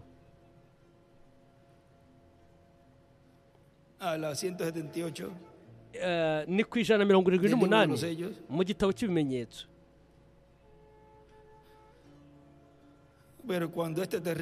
Ariko uyu mwuka uteye ubwoba w'umushukanyi niyambara umubiri mu mugabo, azafata umwanya wa Kristo aramywe nka Kristo. Mu yandi magambo ni hari i Vatikani. Njye naho ndi hariya handitswe Vicarious Field Day. Iyo nyandiko ni inyandiko ya Kiroma. Mwebwe nimujya kuyisobanura, bisobanuye ngo mu cyimbo cy'umwana w'Imana. Mu yandi magambo, kuba Vicario bisobanuye gutwara umwanya wundi, ngo ni Vicario mu cyimbo cy'umwana w'Imana. bibiri ikavuga ngo wa wundi ufite ubwenge aba ari umubare w'inyamaswa kuko uwo ni umubare w'umuntu kandi uwo mubare ni 336. mwebwe rero nimufata iyo nyitiriro ye Vicalvis Field Day mu mibare y'abaroma ukabibara biraza kuguha umubare 336. aho ngaho rero hari umubare Bibiri ivuga yuko yicaye mu rusengero rw'Imana aremwa nk'Imana mu gihe ziriya nyigisho ntoya zizagera ubwo zambara umubiri mu mugabo uwo azaba vikariyo mu cyimbo cy'umwana w'Imana. mbega umwuka w'ubushukanyi! ibyo ngibyo tubisanga mu Batesalonike ba 2:3. nuko nyuma mwebwe muzabyibuka ko Satani ari we muyobozi w'imbaraga zose za gipolitike z'iki gihugu. ibyo tubibona muri Mateyo 4:8. Satani yageze kuri Yesu hariya ku musozi hejuru amujyanayo amwereka ubwami bwose bw'isi n'ibibutuye n'ibirimo byose. ni ikintu gikomeye cyane. aravuga ati ndaguha ibi byose nundamya. ariko Yesu yarabizi yuko azaragwa ibyo byose. nuko aravuga ati yo mbega kuntu muri abafana, igihugu ni icyacu. Yesu yaravuze ngo abaca bugufi bwa neza bazaragwa isi. ndetse Yesu yaravuze ngo azaburagwa. yarabizi ko azaburagwa. yaravuze ati Satani vinyuma, handitswe ngo uramye Imana yawe aba ariyo yonyine uzakorera. yamuhaye ibyanditswe. murebe buri gihe kuntu yagendaga amubwira ibyanditswe gusa. nuko rero we nk'umutwe nk'umuyobozi w'amadayimoni yambara umubiri muri uriya mugabo ukomeye w'iyobokamana nk'uko biri bitubwira, akaba idini rya leta. izo mbaraga ebyiri ziri kumwe zunze ubumwe. noneho murumva ibyo mwirata Branham hano niba tubwira mu gitabo cy'ibibazo n'ibisubizo ku mugabane wa 3 mu gitabo cy'Abaheburayo ku rupapuro rwa 388 akomeje atubwira ati nta urwanyije itorero katolika aho ya mugabo, bo ni beza kimwe n'abandi bose, ariko iyobokamana ryabo ni ribi. tugendeye kuri ino Bibiliya, niba iyi Bibiliya ari nziza bo ni babi. bo bavuga yuko batari utuye mutatu. baravuga ngo Bibiliya ikivuga icyo ari cyo cyose ndetse icyo nacyitorero rivuga, ariko twebwe twizera ko Bibiliya ivugana ubutware bw'ikirenga neza neza n'ijambo ry'Imana mu buryo bw'ikidakuka. rero murebye aya mabuye yohererejwe hano mu byahishuwe, izi ni impano bohererezanyaga hagati yabo. ari byo bigaragaza Bibiliya itubwira hano mu byahishuwe hatubwira ko ufite ubwenge abare umubare w'inyamaswa, ndetse ufite ubwenge akore bino na biriya. ufite umwuka w'ukuri n'Imana akore bino na biriya na biriya. mbega ukuntu itorero ari ritoya, ni umusore mutoya. noneho ndagira ngo mwumve hano, reka turebe uyu mugabane mugufi w'ibi ngibi turimo dusoma kugira ngo dusasire ibi mwene data Branham arimo atubwira hano. ibyahishuwe igice cya 11 ku murongo wa 7, nuko ubuhamya bwabo bamaze kubuhamya, cya kinyamaswa gituruka mu ikuzimu. icyo kinyamaswa turakizi, ni Roma, ni Papa. azashoza intambara kuri bo, ariko azabica. intumbi zabo zizashyirwa zizarambara mu nzira nyabagendwa yo mu mudugudu munini ari wo witwa Isodoma no muri Egiputa. mu mvugo y'umwuka ariho umwami wabo yabambwe. nuko mu moko y'imiryango n'indi n'amahanga bazamara iminsi 3 n'igice bareba intumbi zabo, ntibazazikundira guhambwa. mumva abari mu isi bazazishima hejuru, bazikina ku mubyimba, banezerwe bohererezanya impano, kuko abo bantu si bombi bababazaga bari mu isi. iyo minsi 3 n'igice ishize, uwo mwuka w'ubugingo uva ku Mana winjira muri bo, bahera ko barahaguruka, ubwoba bwinshi butera babibonye. bumva ijwi rirenga rivugira mu ijuru ribabwira riti nimuzamuke muze hano. nuko bazamukira mu gicu bajya mu ijuru, abanzi babo babireba. uwo mwanya habaho igishyitsi cyinshi kimwe. ibyo bigaragaza umuzuko. uwo mutingito ni uwa Los Angeles ni California.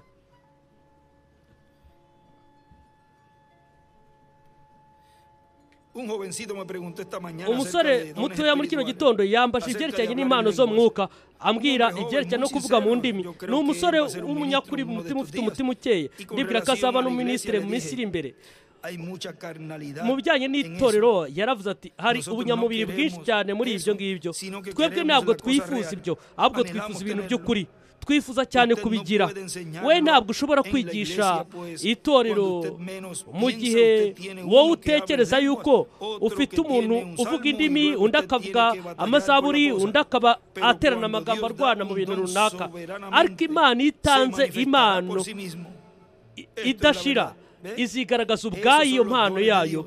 Izo nizo mpano nyakuri z'Imana, izo nizo zoherezwa mu itorero kugira ngo zineshe. Rero Antikristo afite ibirwanya ibyo ngibyo.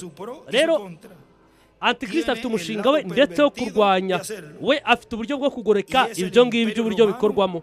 Ubwo ni ubwami bw'Abaroma aribwo bwohereza impano zisanzwe hagati yabo. Imana yohereza impano zo mu mwuka kuri abo banesha. Ubwami bw'Abaroma bwohereza impano zisanzwe zizoherezanya hagati yabo bakoherezanya impano. Mwumve aho ngaho uburyo ki yongeye gukomoza kuri ibyo ku kimenyetso cya karindwi, ibyo bikubiye mu kimenyetso cya karindwi. Rero mwumve Mwenata William ko akomeje atubwira ati kuza kwa mbere kwa Kristo kwagize itangiro kugira n'iherezo, nuko nyuma haje kuhabwa ubwiza. Kristo yinjira mu iteka. Uko ni nako ikimenyetso cya karindwi kimeze, uko niko kuza kwa kabiri kwa Kristo kumeze kuba Kristo. Ni nako bizamera ku Bayahudi nk'uko byagenze mu kuza kwa mbere, kuko bo ntibasobanukiwe ukuza kwa mbere k'umwami. Ku rupapuro rwa 474 mu gitabo cy'ibimenyetso aho aratubwira mu gihe ikaseti izaba irimo izenguruka hirya no hino, wenda hazaba igikoresho kigeze ku 10,000 by'inshuti zanjye, kuko bazavuga bati mwene Data Branham arimo agerageza kwigira umugaragu umuhanuzi imbere y'Imana. Reka mbabwire ibi ngibi bene data, iryo ni ikosa rikomeye cyane. Njye ndimo mbabwira gusa ibyo nabonye ndetse ibintu nabwiwe. Mwebwe mukora ibyo mushaka, kuko umuntu afite amahitamo ye bwite. Kora icyo wifuza gukora, ntawe uguhatiye icyo ugomba gukora. Ntabwo nzi ngo azaba ari nde, sinzi n'ikigiye kubaho. Aho yandika ngo Mose na Eliya mu gitwikirizo cy'umubiri wa kimuntu. Reka turebe muri kino gitabo.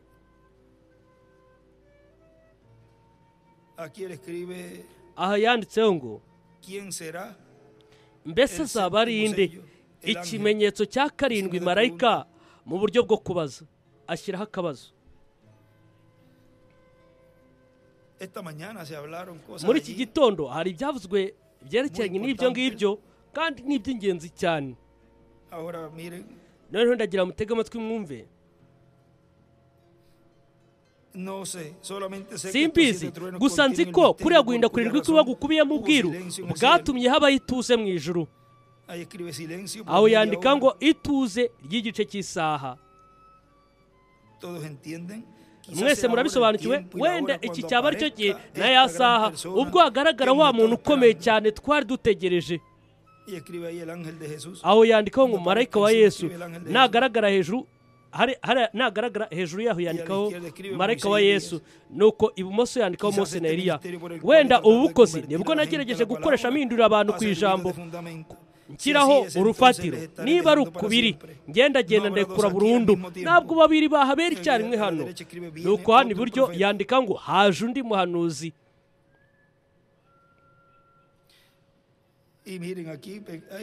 Mwumve ahangaha hari akanyandiko gato yanditse hano.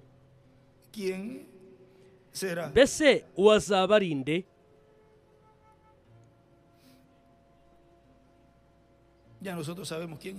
Twebwe twamaze kumenya uwo ari we.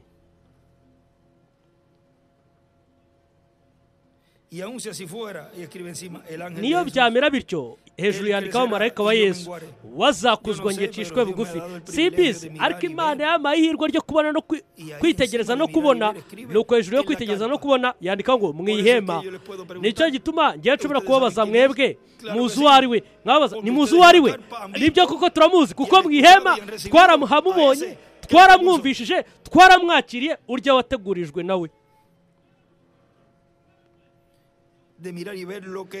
kubwo kwitegereza no kubona uwo ari we yandikaho Mose kuko ari message wa dispensation nabonye aho nagarukiwe mishurirwa mu by'ukuri ni ukubera ko yari amaze gushyira ku ruhande uwo yatekerezaga ko yari we cyangwa se ko yabitekerezaga mu gihe ikimenyetso cya karindwi cyari kirimo gishurwa ibyo ngibyo nibyo byakozwe ni ngombwa ko gushyira ku ruhande nicyo nanjye nakoze nashyize ku ruhande uko natekerezaga ko narindi ibyo ni ukuri mwebwe mwarabibonye ibyo bintu byabayeho muri kino cyumweru ndizera yuko mwabonye ko umwana wa Collins yari agiye gupfa muri rya joro nuko nyuma na wa mukobwa wari ugiye kwicwa na leukemia kanseri yo mu maraso ndetse kandi ibintu birahinduka biva mu bibi bijya mu byiza ibisekuru birindwi ndetse n'abamarika babyo ku biri positive ibyiza yandika ngo inyenyeri yo mu ruturuturu uko niko byahoze rero ibintu ibi bigisitaza ku muntu n'umwe ntabwo bikwiriye gusitaza umuntu hamwe n'ikimenyetso cya karindwi ariko buri gihe hazaboneka abantu bazasitara gutsindishirizwa kwiyezwa nuko nyuma hagakurikiraho umubatizwa n'umwuka wera nuko nyuma hakabaho kumva ibingibi yandika ngo kuza k'umwami mu kimenyetso cya karindwi mu buryo bworoheje turimo twegereza Imana muri buri ntambwe dutera turimo tuyegera urumva kwegera Imana muri buri ntambwe dutera ni ukugera ku kumenya iki kimenyetso cya karindwi ukumva ikimenyetso cya karindwi ibyo ni ukurushaho kugenda twegera cyane Imana rero mwumve uko mwiratubira mukomeza tubwira nicyo gituma bo bategereje Mesiya arimo avuga ku bwoko bw'Abahebrayo kandi bazamubona ariko itorero naryo riramutegereje Kristo marayika w'isezerano umwuka wera yahoze ari hamwe n'itorero muri ino myaka 2000 yose muri dispensation y'ubuntu mwibuke ko yavuze ngo irembo rya dispensation y'ubuntu rigiye kuzafungwa ndetse akabitubwira atubwira irembo rya dispensation y'ubuntu na bugingo nubwo ryari gifunguye ariko akavuga ati umunsi umwe rizafungwa mwibuke ko yavuze ati nzabana namwe iminsi yose kugeza ku mperuka y'isi muri Mateyo 24:28 ku murongo wa 20 noneho murebye mu gitabo cy'ibisekuru ku rupapuro rwa 363 muri iki ngiki ni 337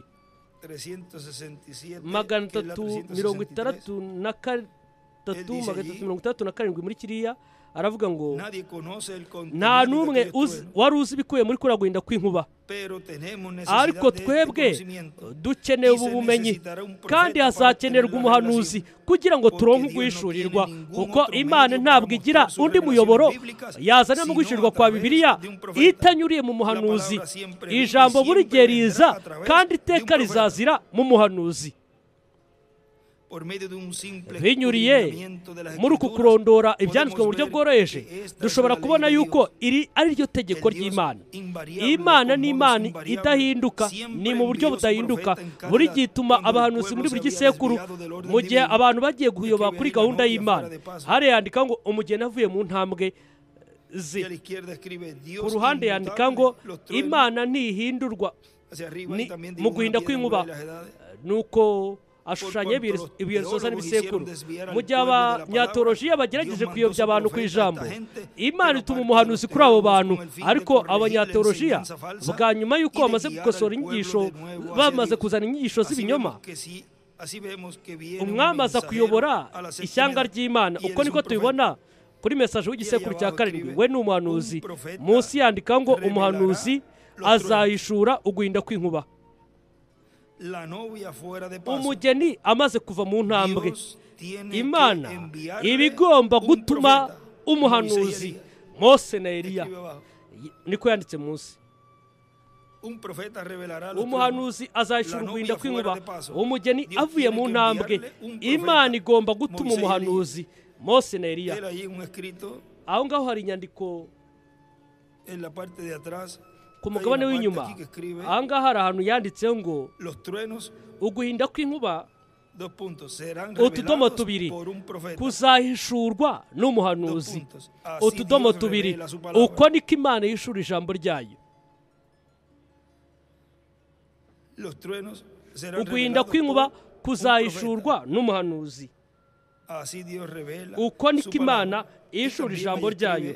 Ndetse aho hejuru yandika ngo kwizera ko kuzamurwa, inyigisho za nimugoroba cyangwa inyigisho z'itumba cyangwa se imvura yo gusarura. Ukwizera ko kuzamurwa, inyigisho z'itumba cyangwa se imvura yo gusarura.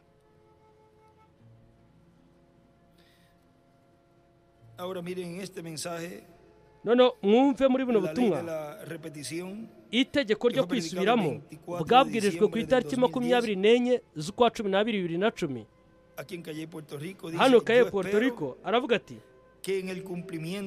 ndizera ko mu gusora kwerekwa ry'ihema ikimenyetso cya karindwi kizahishurwa.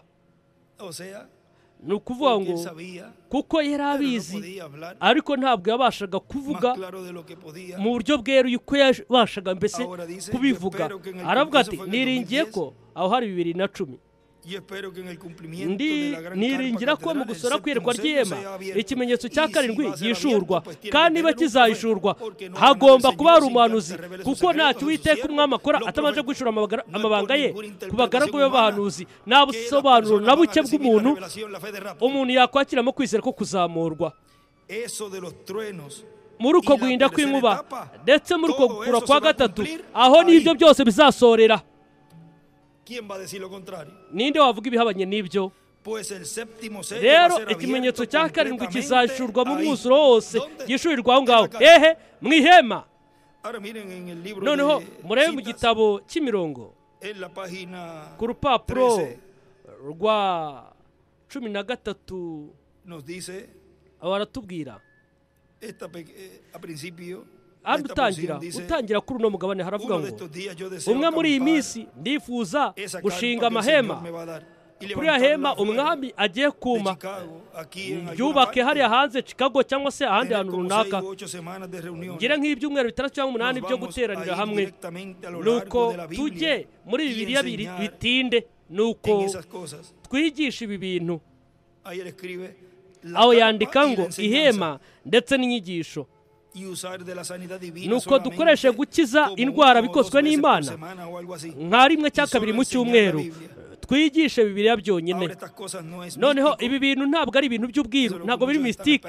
Hari byo benshi bategereje ibintu biri mystike, ibintu bidasanzwe, ibintu birenze ubwenge bwa kimuntu.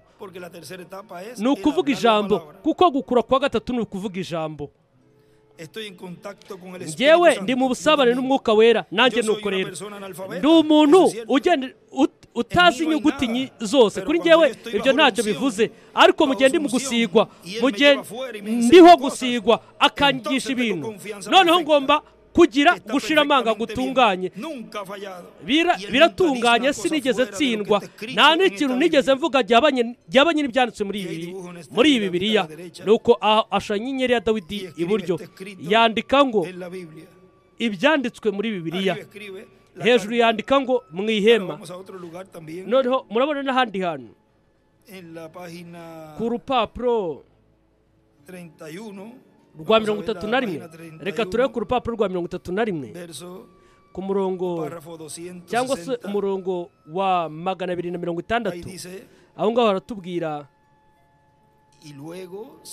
nuho hanyuma ningira igiterane nkagirira mu ihema ibiterane byinshi, umwami nabishaka umunsi umwe nzabikora. mbere ko nigisha ikintu icyo ari cyo cyose muri izi nyigisho, mbere na mbere hazabaho ibiterane bya mu gitondo hamwe n'abapasitori mu minsi mikeya, nuko mbemerere kumenya ibyo ntekereje kwigisha, nuko nyuma uwo mwene data natabibona, natemeranye na mwene data, amureke ajyane n'iteraniro rye, avuga ati noneho ntabwo nshaka ko mwebwe mwumva ibi ngibi, tuzafata igihe kirekire cyo kwigisha ibyo ngibyo, nuko nabo tubahe ayo mahirwe, kuko buri muntu afite amahitamo ye bwite guhitamo. Mwibuke ko kwizera ko kuzamurwa kugenewe babandi bazahindurwa, utazahindurwa afite amahitamo ye yo kugenda, ntabwo ari itegeko ngo uhabe. None mwumve ibyo yanditse hejuru yaho, ihema ndetse n'inyigisho, ndetse aho mwene data William yandikaho, mwene data Branham yavugaga icyongereza. Noneho mwumva uburyo ki bino yabishyize hano, mu bigaragara naho bifite aho bihuriye, ariko nibyo bifite aho bihuriye hano. Yanditseho ngo mwene data Branham yavugaga icyongereza, ndetse abwira umukobwa w'umunyamegizike, nuko uwo mukobwa yabwiraga yumva mu cyesipanyoli. Muri iyi minsi twari turimo tuvuga ibyerekeranye n'ibi, hanyuma ndagira ngo aha muhatege amatwi mwumve ikintu hano. Mu gihe mwene data Branham yari amaze gushyirwa muri iriya yerekwa,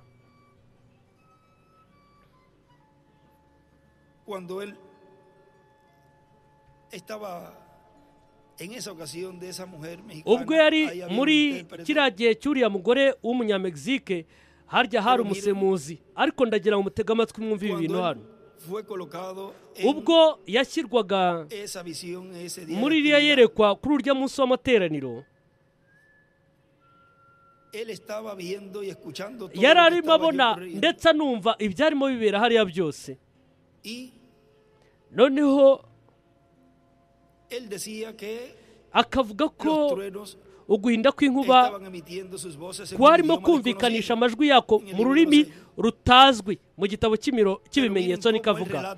Ariko mwumva uburyo cyagenda akarondora, akavuga ko byagenze, ibyo yumvishije byose akabirondora. Wa mugore yaje gutanga ubuhamya, nuko n'umugabo araza atanga ubuhamya mu rurimi rwabo. Nimwibuke ko hariya muri kirya gihe byose byari byaramaze gushyirwaho, byari bihari, ariko we mu kuba yari muri dimansiyo ya gatandatu, harya yari azi byose. Kubw'iyo mpamvu Imana yamwemereye, mwumve yuko we nubwo we yakoreshaga icyongereza, yabashije kurondora ibyo yumvishije hariya. Ibyo byerekana yuko ubwo byarimo biba hariya, we yari muri dimansiyo ya gatandatu, yumvishije ubuhamya bwa wa mugore. Ati maze imyaka 20, twebwe twari bumenye dute ko ari buze gusobanukirwa urwo rurimi? Yarabirondoye, avuga amakuru yose ko yagenze, aravuga ati yari amaze imyaka 20, none yakize. N'umugabo wari ufite imbago, ibibazo babazaga bari abantu, mbese byagenze bitemo hari imbere, nabyo yarabisobanukiwe, arabyandika.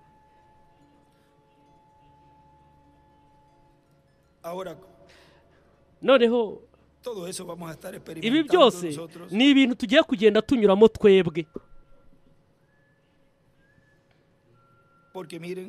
kuko ndagira ngo mutege amatwi mwumve.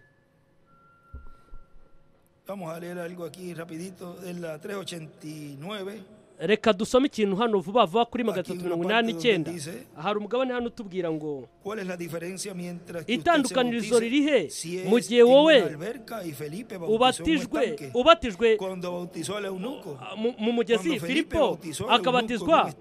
Filipo yabatije inkone mu mugezi uri hariya, nuko umwuka wera ujyana Filipo. Bitandukaniye, yewe atanabonye aturutse, yavuye mu birometero 318, nuko umwuka wera aramujyana, mutwara mu igare ryo mu ijuru, atwarwa mu birometero 318. Mbega ukuntu ari by'igitangaza! ibyo byabaye hariya ni bimwe mu musaruro uri mu gihugu cy'isezerano, mu mbuto zo mu gihugu cy'isezerano. Kabone n'ubwo waba uzi ururimi twe tutazi, ntabwo hazaba hari ikibazo muri kiriya gihe. Icyo gihe tuzumvikana hagati yacu abo tuzagenda tubonana. Ni nk'uko ubu ngubu ari uburyo mwebwe mukoresha ukakitiva hariya telefone ushyizemo application, umuntu akavuga ururimi, wowe ugahita urwumva mu rurimi washyizemo aho ngaho washatse kumvamo. Ni ukuvuga ngo siyanse yagerageje kuronka icyo ngicyo ku kiremwamuntu ngo ikironke, bagerageza ariko kwigana, kuko ibo barabizi. Mwumve muri la dimension ya kane yakoreshejwe neza, ariko murebe tugiye iyo migisha yose kuyinyuramo, tuyakire, tuyikoresha tukiri muri ino mibiri, ndetse transport, ubusemuzi ubw'ururimi, ibyo kurya bitunga umubiri wacu iminsi ikaba myinshi. Icyama tukaba twabibasha, ndetse tukanabinyuramo duhereye ubu ngubu mu mwuzuro wose ibi ngibi, ariko byose bigenda biba mu buryo bw'uruhererekane. Bizagera mu gihe ubwo muzajya gutahura ariko iyo ko ndimo numva uyu muntu nkaba ntazi Igishinwa, nkaba ntazi Icyongereza, uyu muntu nkaba mwumva hashize igihe kirekire, none se reka nshakisha uburyo, ariko byose bizazira igihe cyabyo, bizashyikira igihe. Kuri njye byambayeho rimwe na rimwe kenshi mu ngendo nagendaga nganamo, nkumva ndashonje, wenda tukagera ahantu dukererewe, kubera ko buri gihe twifuzaga kuba twagenda dusoje amateraniro tugahita tujya mu modoka itujyana ahandi hantu. Hakabaho igihe kimwe na kimwe umuntu atariye, noneho bigasaba ko duhita dukomerezaho n'ubundi. Ni kenshi mwene data Miguel byaducikaga, ndetse nanjye nuko tukagenda mu nda tukumva hari ikintu kitujombamo, kuko ntabwo hari igihe cyo kurya. Ariko hari igihe twageraga ahantu rimwe na rimwe tukagera igihe cyatugendanye, tukagera urugendo rwatubanye rurerure, cyangwa se wenda kubw'impamvu runaka tugatinda. Mwene data William rimwe na rimwe namubwiraga ati mfite inzara, ibwo twajyanaga muri kirya gihe nta kintu twabaga twitwaje, twapfunyitse. Ni kenshi twebwe twajyaga tujyayo, mwene data William amubwira ati mwene data William ndashonje, nuko akambwira ati umva, fata hariya wicare maze ugire icyo ushyira mu nda, nuko biraza kukuvanaho inzara. Ibyo ni byo kurya yamaga, nkavuga ati reka ndye ibyo byo kurya ampaye, nuko nkicara aho hasi nkarukaho gatoya, kuko nabaga ndibwa n'inzara aho gatoya, nkifata gutya, nuko bwacya bugake nta nzara mfite kandi mfite imbaraga. Nkavuga ati ibyo biryo kurya byari byiza, byafashe mu nda. Ubwo ibyo ntabwo tugiye kubigira gutya. Imana yaduhaye umugisha, ubu yaduhaye ibyo kurya, ariko aho nahigiye ko murebe namwe. Nuko nyuma ntabwo byansabaga kuza ngo nkore nka gutyo, ariko nyuma naje kumenyera kuzajya ndya ibyo byo kurya, kuko nabaga mfite iryo jambo rye, narigenderagaho rikagenda rikora, nkarishyiramo hariya kundi munsi nkabigenderaho. Uko byabaga bimeze uko ariko kose nkagendera kuri iryo jambo. Ibyo ni ibihe byagiye bibaho bityo. Nyuma bisabye ko umuntu abikosora haboneka igisubizo. Buri gihe ni ngombwa ko umuntu ashaka uburyo, ariko niba bisaba kuryamaho gatoya kubera inzara kuriye ntacyo wariye, nta na kimwe wakojeje mu nda, ukaryama ugashakisha ubwo buryo, ukabona uburyo cy'Imana igufasha muri ibyo byose. Nuko rero nubwo byaba ari mu bihe bigoye, buri gihe Imana izagenda iguha uko ubicamo, kandi ntukivovote, ntukarakare, ahubwo ujye uba nka kuriya Yobu yari ameze. Imana yaramuhaye iramwambura, izina ry'Imana rihabwa icyubahiro, ugakomeza ukataza imbere. Buri gihe Imana izagenda ikurongera muri buri kimwe. Rero mwitegereje nanone turebye ku rupapuro rwa 55. Miren, yo a veces la mayoría abenshi de los domingos buri cyumweru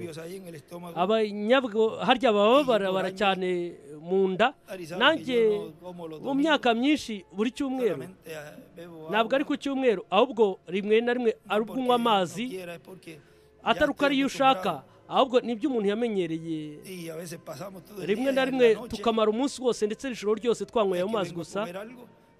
Byasaba ko umuntu ajya kurya ikintu, ndetse no ku isabato ibyo kurya ugasanga ari by'ejo hashize nka saa 8, akaba aribwo umuntu aheruka kurya. Noneho saa 11 za nimugoroba, saa 12, ariko Imana yagiye imfasha gutyo. Buri muntu wese ku giti cyo mu buryo butandukanye Imana yagiye idufasha. Hari abandi batarya nka Huriyani bitewe n'imibereho y'ubuzima.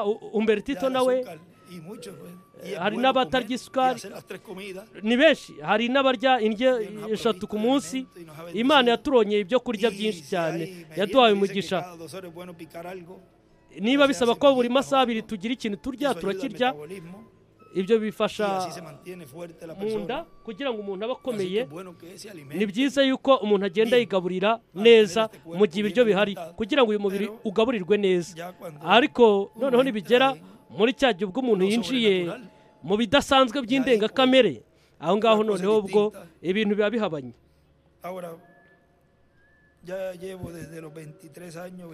Maze imyaka 23, 22. Ni byiza, ndagira ngo mwumve ku 155 kuri 13:87, aho ngaho tubwira nuko rero mu gukora ibi naje amfite intego yo kwigisha insabya ndwi za nyuma, ndetse iza nyuma ntimwibwire ko hano mwumve yaranezerewe nawe hariya.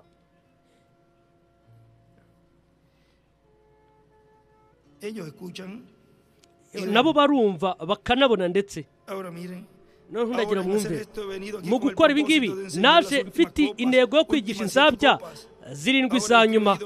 Noneho yandikaho hariya 2:2, yandikaho ndetse ngo n'impanda ndwi za nyuma, ndetse n'uguhinda kurindwi kw'inkuba kwa nyuma, ko mu gitabo cyo mu Byahishuwe.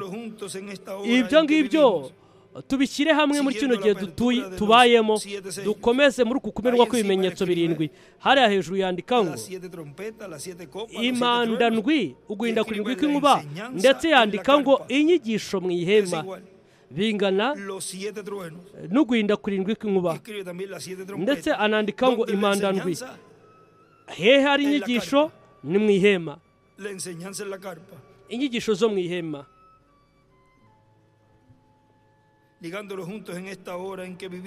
Tubihuze muri kino gihe turimo, dukomeze ukumenwa kw'ibimenyetso 7, ibisekuru 7 by'itorero. Hariya hejuru yandika ngo ihema hejuru, ari byo tudafitiye umwanya wo gukora, ariko ndibwira yuko vuba bidatinze twebwe tuzabasha kugira ahantu hahagije ho gukorera ibyo ngibyo, haba hano Louisville cyangwa New Albany, tukabaka ihema kugira ngo tudasigara twese mu by'umwami atuyobora mu gukora. Hariya yandika ngo 2:2, yandika ngo ihema. Katurebe kuri 12A. Son algunos de los lugares aho ni hamwe mu hantu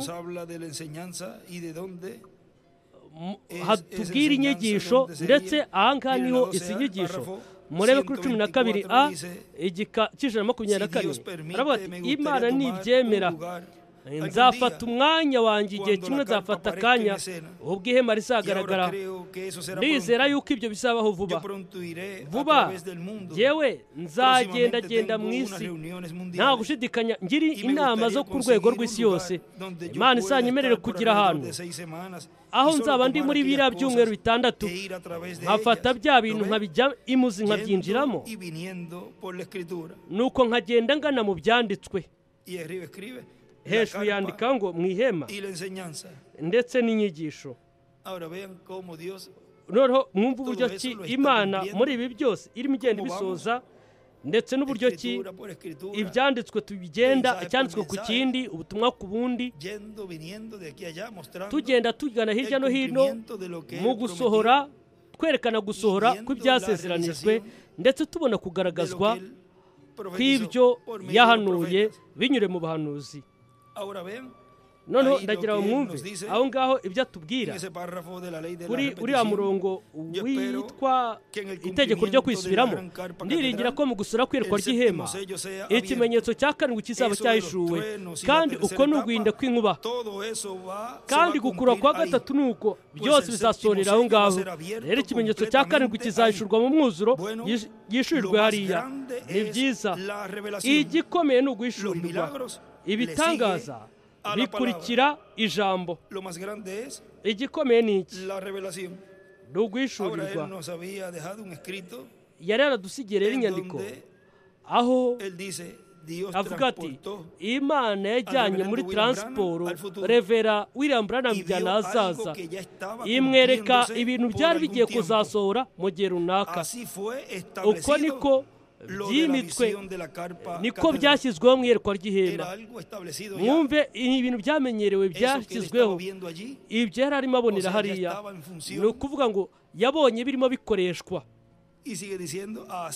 akomeje avuga ati uko niko bizagenda kuko ariko byari biri mu iyerekwa byari biri mu isi itaboneshwa amaso kandi bigomba kugaragazwa uyu munsi mwebwe nanjye ni twebwe kwa kugaragazwa kwa ryayerekwa nicyo gituma dushimira Imana yuko kimwe muri ibyo biterane byabanjirije cya kindi yabonye niho twebwe turi hano turahirwa amaso yanyu arahirwa kuko abona n'amatwi yanyu kuko yumva ugusohora ko ibi byose byavuzwe byahanuwe na Revera William Branham ari byo yabonye muri irya yerekwa yasobanukiwe byose byarimo bibera hariya natwe uyu munsi turimo dusobanukirwa turimo tumenya uko Imana igenda idufungurira gusobanukirwa n'ibyanditswe tugenda dusobanukirwa ibikubiye byose mu kimenyetso cya karindwi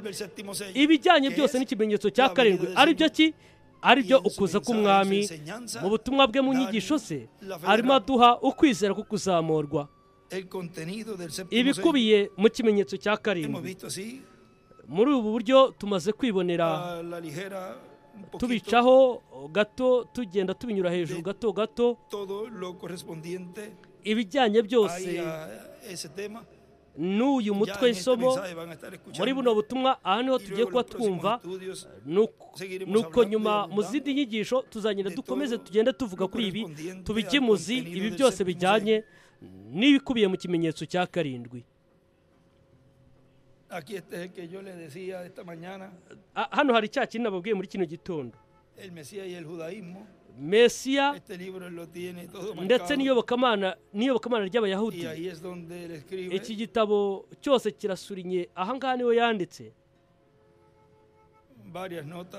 yanditsemo inyandiko nyinshi cyane avuga ngo Sawuli yari umwami wa mbere usizwe, Dawidi yari umwami wa kabiri usizwe, Salomo yari umwami wa gatatu, Mesiya azaba umwami wa kane usizwe. Ndetse n'ahandi hantu yagiye yandika hano, yanditse hano ngo azaba, reka turebe hano nanone,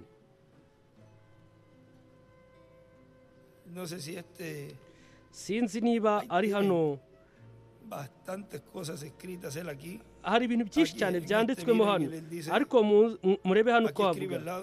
Hano ku ruhande yanditseho ngo Mesiya azaba ari umugabo wavutse, umugabo ubyawe, azaba ari umuntu ubyawe n'umugabo n'umugore. Ndetse ahangaha ni naho yanditseho ngo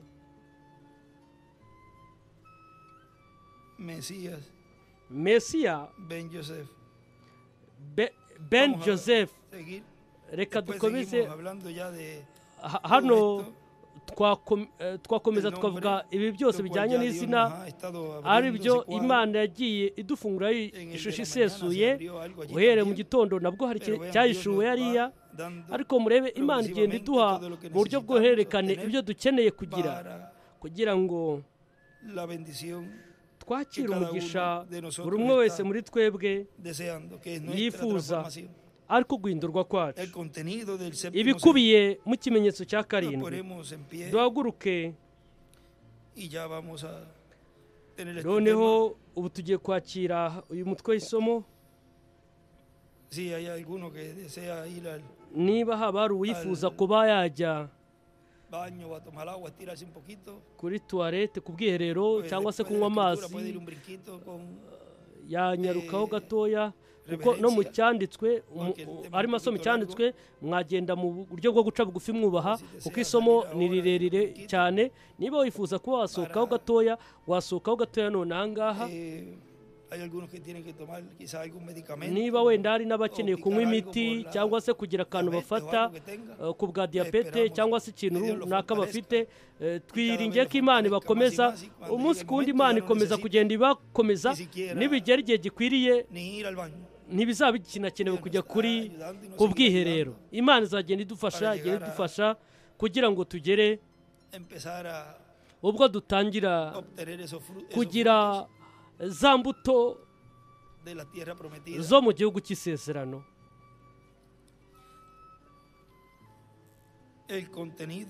Ibikubiye mu kimenyetso cya karindwi.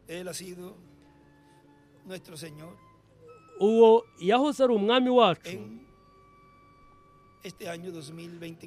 muri uno mwaka wa 2024, yari umwami ubwe, kandi n'iminsi dusigaranye arakomeza kutubera umwami wacu. No mu mwaka wa 2025 azakomeza tubera umwami wacu. N'iminsi yose yo kubaho kwacu azakomeza atubere, azakomeza abe umwami wawe. Harya yari data, yari n'umwana. Mutega amatwi, muri dispensation y'ubwami ni umwuka wera. Yamuhinduye umwami, ndetse amugira Kristo, kandi izina rye ni Yesu. Yarabikoze, nanone abikorera umusigwa.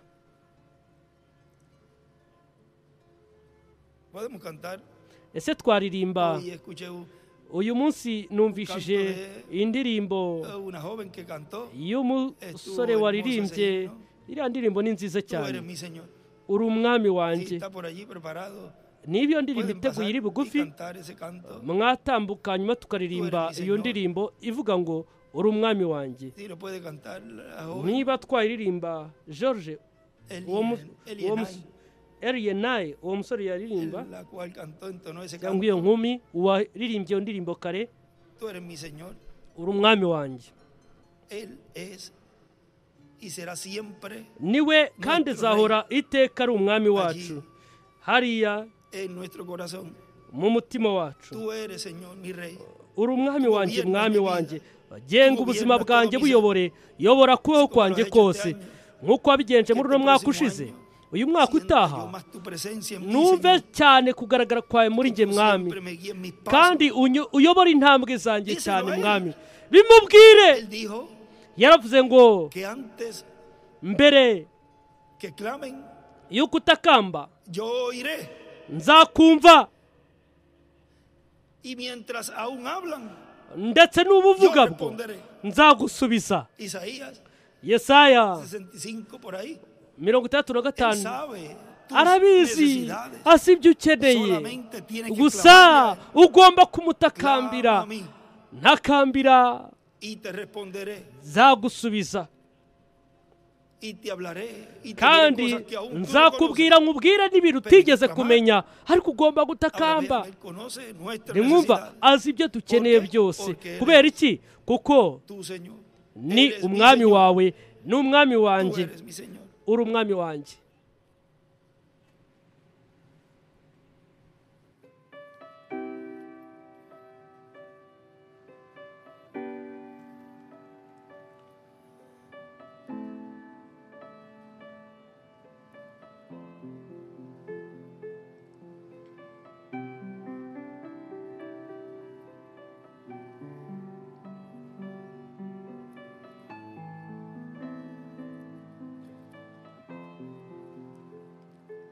Tú eres mi Señor, eres mi Dios, mi Rey, el dueño de mi ser, omnipotente y fiel.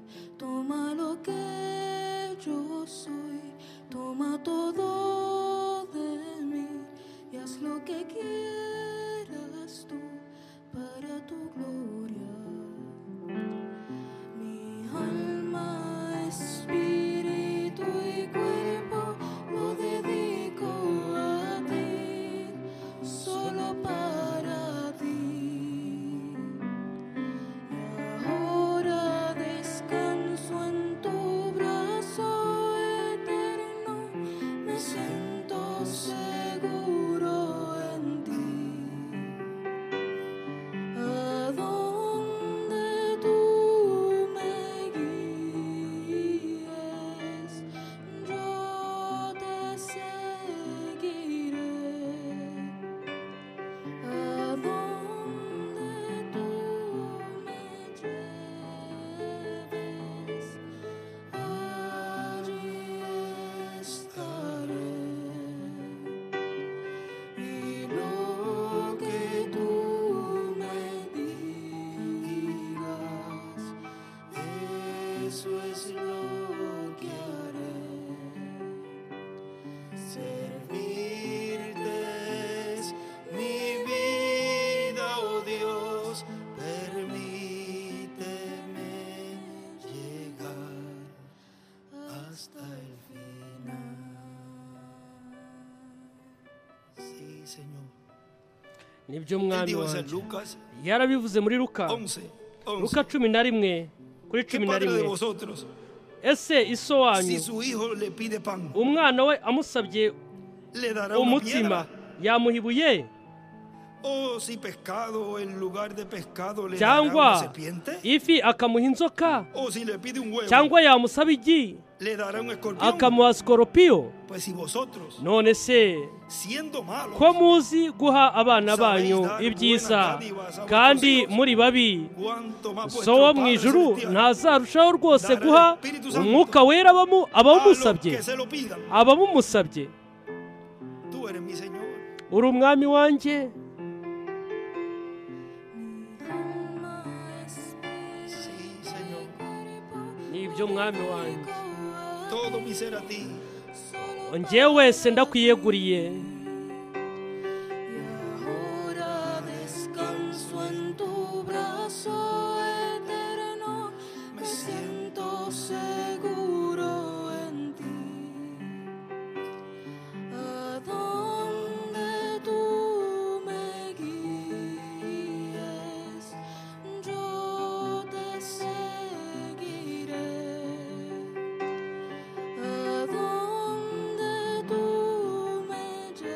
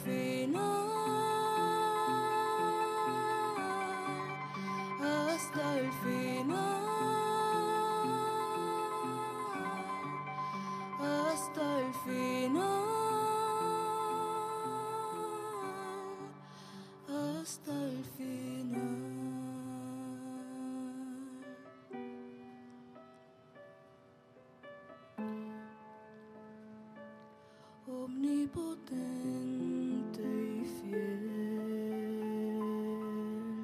Todo lo que pidáis ibyo musaba byose data mu izina ryanjye nzabibaha.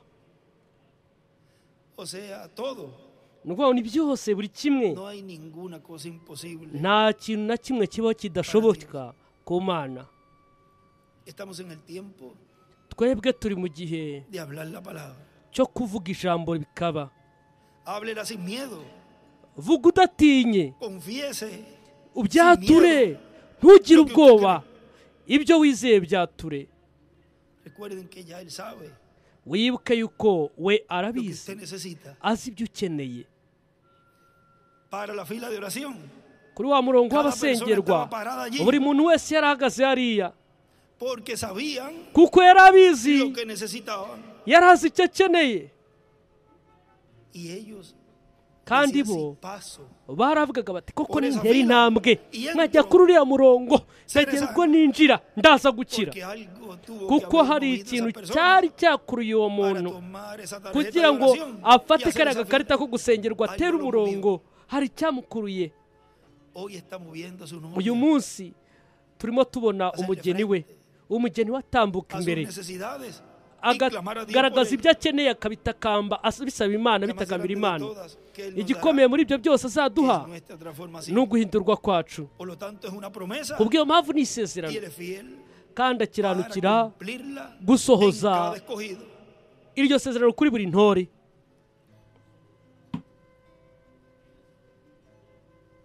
El contenido del séptimo sello. Ibikubiye mu kimenyetso cya karindwi, Vean todo lo que contiene el séptimo mwumve sello. ibikubiye byose mu kimenyetso cya Es para karindwi nosotros. bigenewe twebwe. Que Dios los bendiga, Icyama Imana ikabaha que Dios umugisha los guarde kandi Imana ibarinde, y los ayude siempre kandi buri gihe ihora ibafasha aquí en Puerto Rico, hano muri Puerto Rico, en esta congregación muri rino teraniro de Calle y Puerto Rico, ry'ikaye Puerto Rico, los mantenga unidos ikomeze ibahe kugira en un ubumwe, solo sentir mwumve ibintu kimwe, y nos kandi lleve a todos twese a alcanzar esa meta itugeze ku de la gushyika kuri transformación. rya sezerano Y ustedes ryo que me guhindurwa están viendo y kwacu. escuchando, Namwe murimo mumbona, En murimo todos los munyumva, demás países también. no mu bindi bihugu byose Es una namwe. promesa. Iryo ni Está isezerano contenida en el séptimo sello. rikubiye mu kimenyetso cya Y Él es karindwi, fiel para cumplir kandi esa promesa. akiranukira gusohora iryo sezerano. El contenido Ibikubiye del séptimo sello. mu kimenyetso cya karindwi.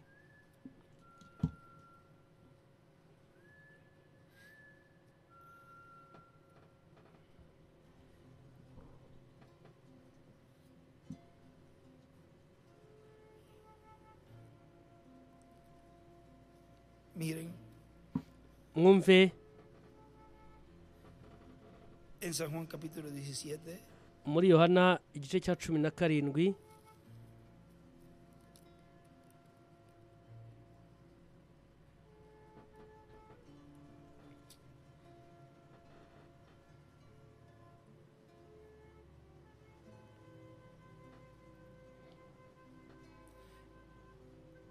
verso 1 dice, ku murongo wa mbere haratubwira hatya ati, estas cosas habló Jesús Yesu amaze kuvuga ibyo, y levantando los ojos al cielo, yubura dijo, amaso areba mu ijuru ati, Data, la hora ha llegado, igihe kirasohoye, glorifica a tu Hijo, ubahiriza umwana wawe ngo umwana wawe akubahishe, como le has dado potestad nk'uko sobre toda wamuhaye carne, ubutware ku para bantu que dé bose, vida eterna a todos kugira los ngo que le diste. abo wamuhaye bose abahe Y esta ubugingo es la buhoraho. vida eterna, Ubu ni bwo que te bugingo buhoraho, conozcan a ti, ko bakumenya el ko ari único wowe Dios Mana verdadero, y'ukuri y a yonyine, Jesucristo a quien has bakamenya enviado. n'uwo watumye ari we Yo Yesu Kristo. Te he glorificado en la tierra, Nakubahishije mu he isi acabado la obra que me kuko diste narangije que hiciese. umurimo wampaye gukora. Ahora pues, Padre, Nanone Data, glorifícame imbere yawe tú unyubahirishe para contigo, cya cyubahiro con aquella nahoranye gloria que tuve ndi contigo kumwe antes nawe que el mundo isi tuviese. itararemwa. antes que el mundo fuese. He manifestado tu Abo wampaye nombre mu a los isi hombres que del mundo me diste. mbamenyesheje Tuyos eran, izina y ryawe, me los diste, bari y abawe han guardado urabama. tu palabra. None dore abitondeye ijambo Ahora ryawe, han conocido none bamenye que todas las yuko cosas ibyo wampaye que me has byose dado proceden byaturutse de ti. kuri wowe, porque las palabras que me diste kuko amagambo les he dado, wampaye nayabahaye y ellos las recibieron nabo y han bakayemera, conocido bakamenya by'ukuri ko naturutse kuri wowe, bakizera kandi ko ari wowe wantumye. Ndabasabira, sinsabira ab'isi, ahubwo ndasabira abo wampaye, kuko ari abawe, kandi ibyanjye byose ni ibyawe, n'ibyawe nabyo ni ibyanjye, kandi nubahirijwe muri bo. Njye sinkiri mu isi, ariko bo bari mu isi, naho njye ndaza kuri wowe. Data wera, ubarindire mu nzira, ubarindire mu izina ryawe wampaye, ngo babe umwe nk'uko natwe turi umwe. Nkiri kumwe nabo nabarindiraga mu izina ryawe wampaye, narabarinze. Muri bo nta muntu wabuze ngo arimbuke, keretse umwana wo kurimbuka ngo ibyanditswe bisohore. Ariko none ndaza kuri wowe, kandi ibyo mbivuze nkiri mu isi, ngo bagire umunezero wanjye wuzure muri bo. Nabahaye ijambo ryawe, kandi ab'isi barabanga, kuko atari ab'isi, nk'uko nanjye ntari uw'isi. Sinsabira ko ubakura mu isi, sinsaba ko ubakura mu isi, ahubwo ubarinde umubi. Si ab'isi nk'uko nanjye ntari uw'isi. Ubereshe ukuri, ijambo ryawe ni ryo kuri. Uko wantumye mu isi, nanjye niko nabatumye mu isi, kandi nanjye niyeza ku bwabo, ngo nabo babe bereshejwe ukuri. Sinsabira aba bonyine, ahubwo ndasabira n'abazanyizezwa n'ijambo ryabo, ngo bose babe umwe nk'uko uri muri njye, Data, nanjye nkaba muri wowe, ngo nabo babe umwe muri twe, ngo ab'isi bizere ko ari wowe wantumye. Nanjye mbahaye ubwiza wampaye, ngo babe umwe nk'uko natwe turi umwe. Njyewe mbe muri bo, nawe ube muri njye, ngo babe umwe rwose, ngo ab'isi bamenye ko ari wowe wantumye, ukabakunda nk'uko wankunze. Data, abo wampaye, ndashaka ko aho ndi, nabo bahabana nanjye, ngo babone ubwiza bwanjye wampaye, kuko wankunze isi itararemwa. Data ukiranuka, ab'isi ntibakumenye, ariko njyewe narakumenye. N'aba nabo bamenye ko ari wowe wantumye. Nabamenyesheje izina ryawe, kandi nzaribamenyesha, ngo urukundo wankunze rube muri bo, nanjye mbe muri bo. Amen. Imana ibarinde, Imana ibahe umugisha. Icyampa urukundo rwa Kimana muri kuno gukura kwa gatatu rukima, rukayoborera mu mitima yanyu. Iyo niyo ntsinzi ihambaye ikomeye mu rukundo rwa Kimana, ibikubiye mu kimenyetso cya karindwi.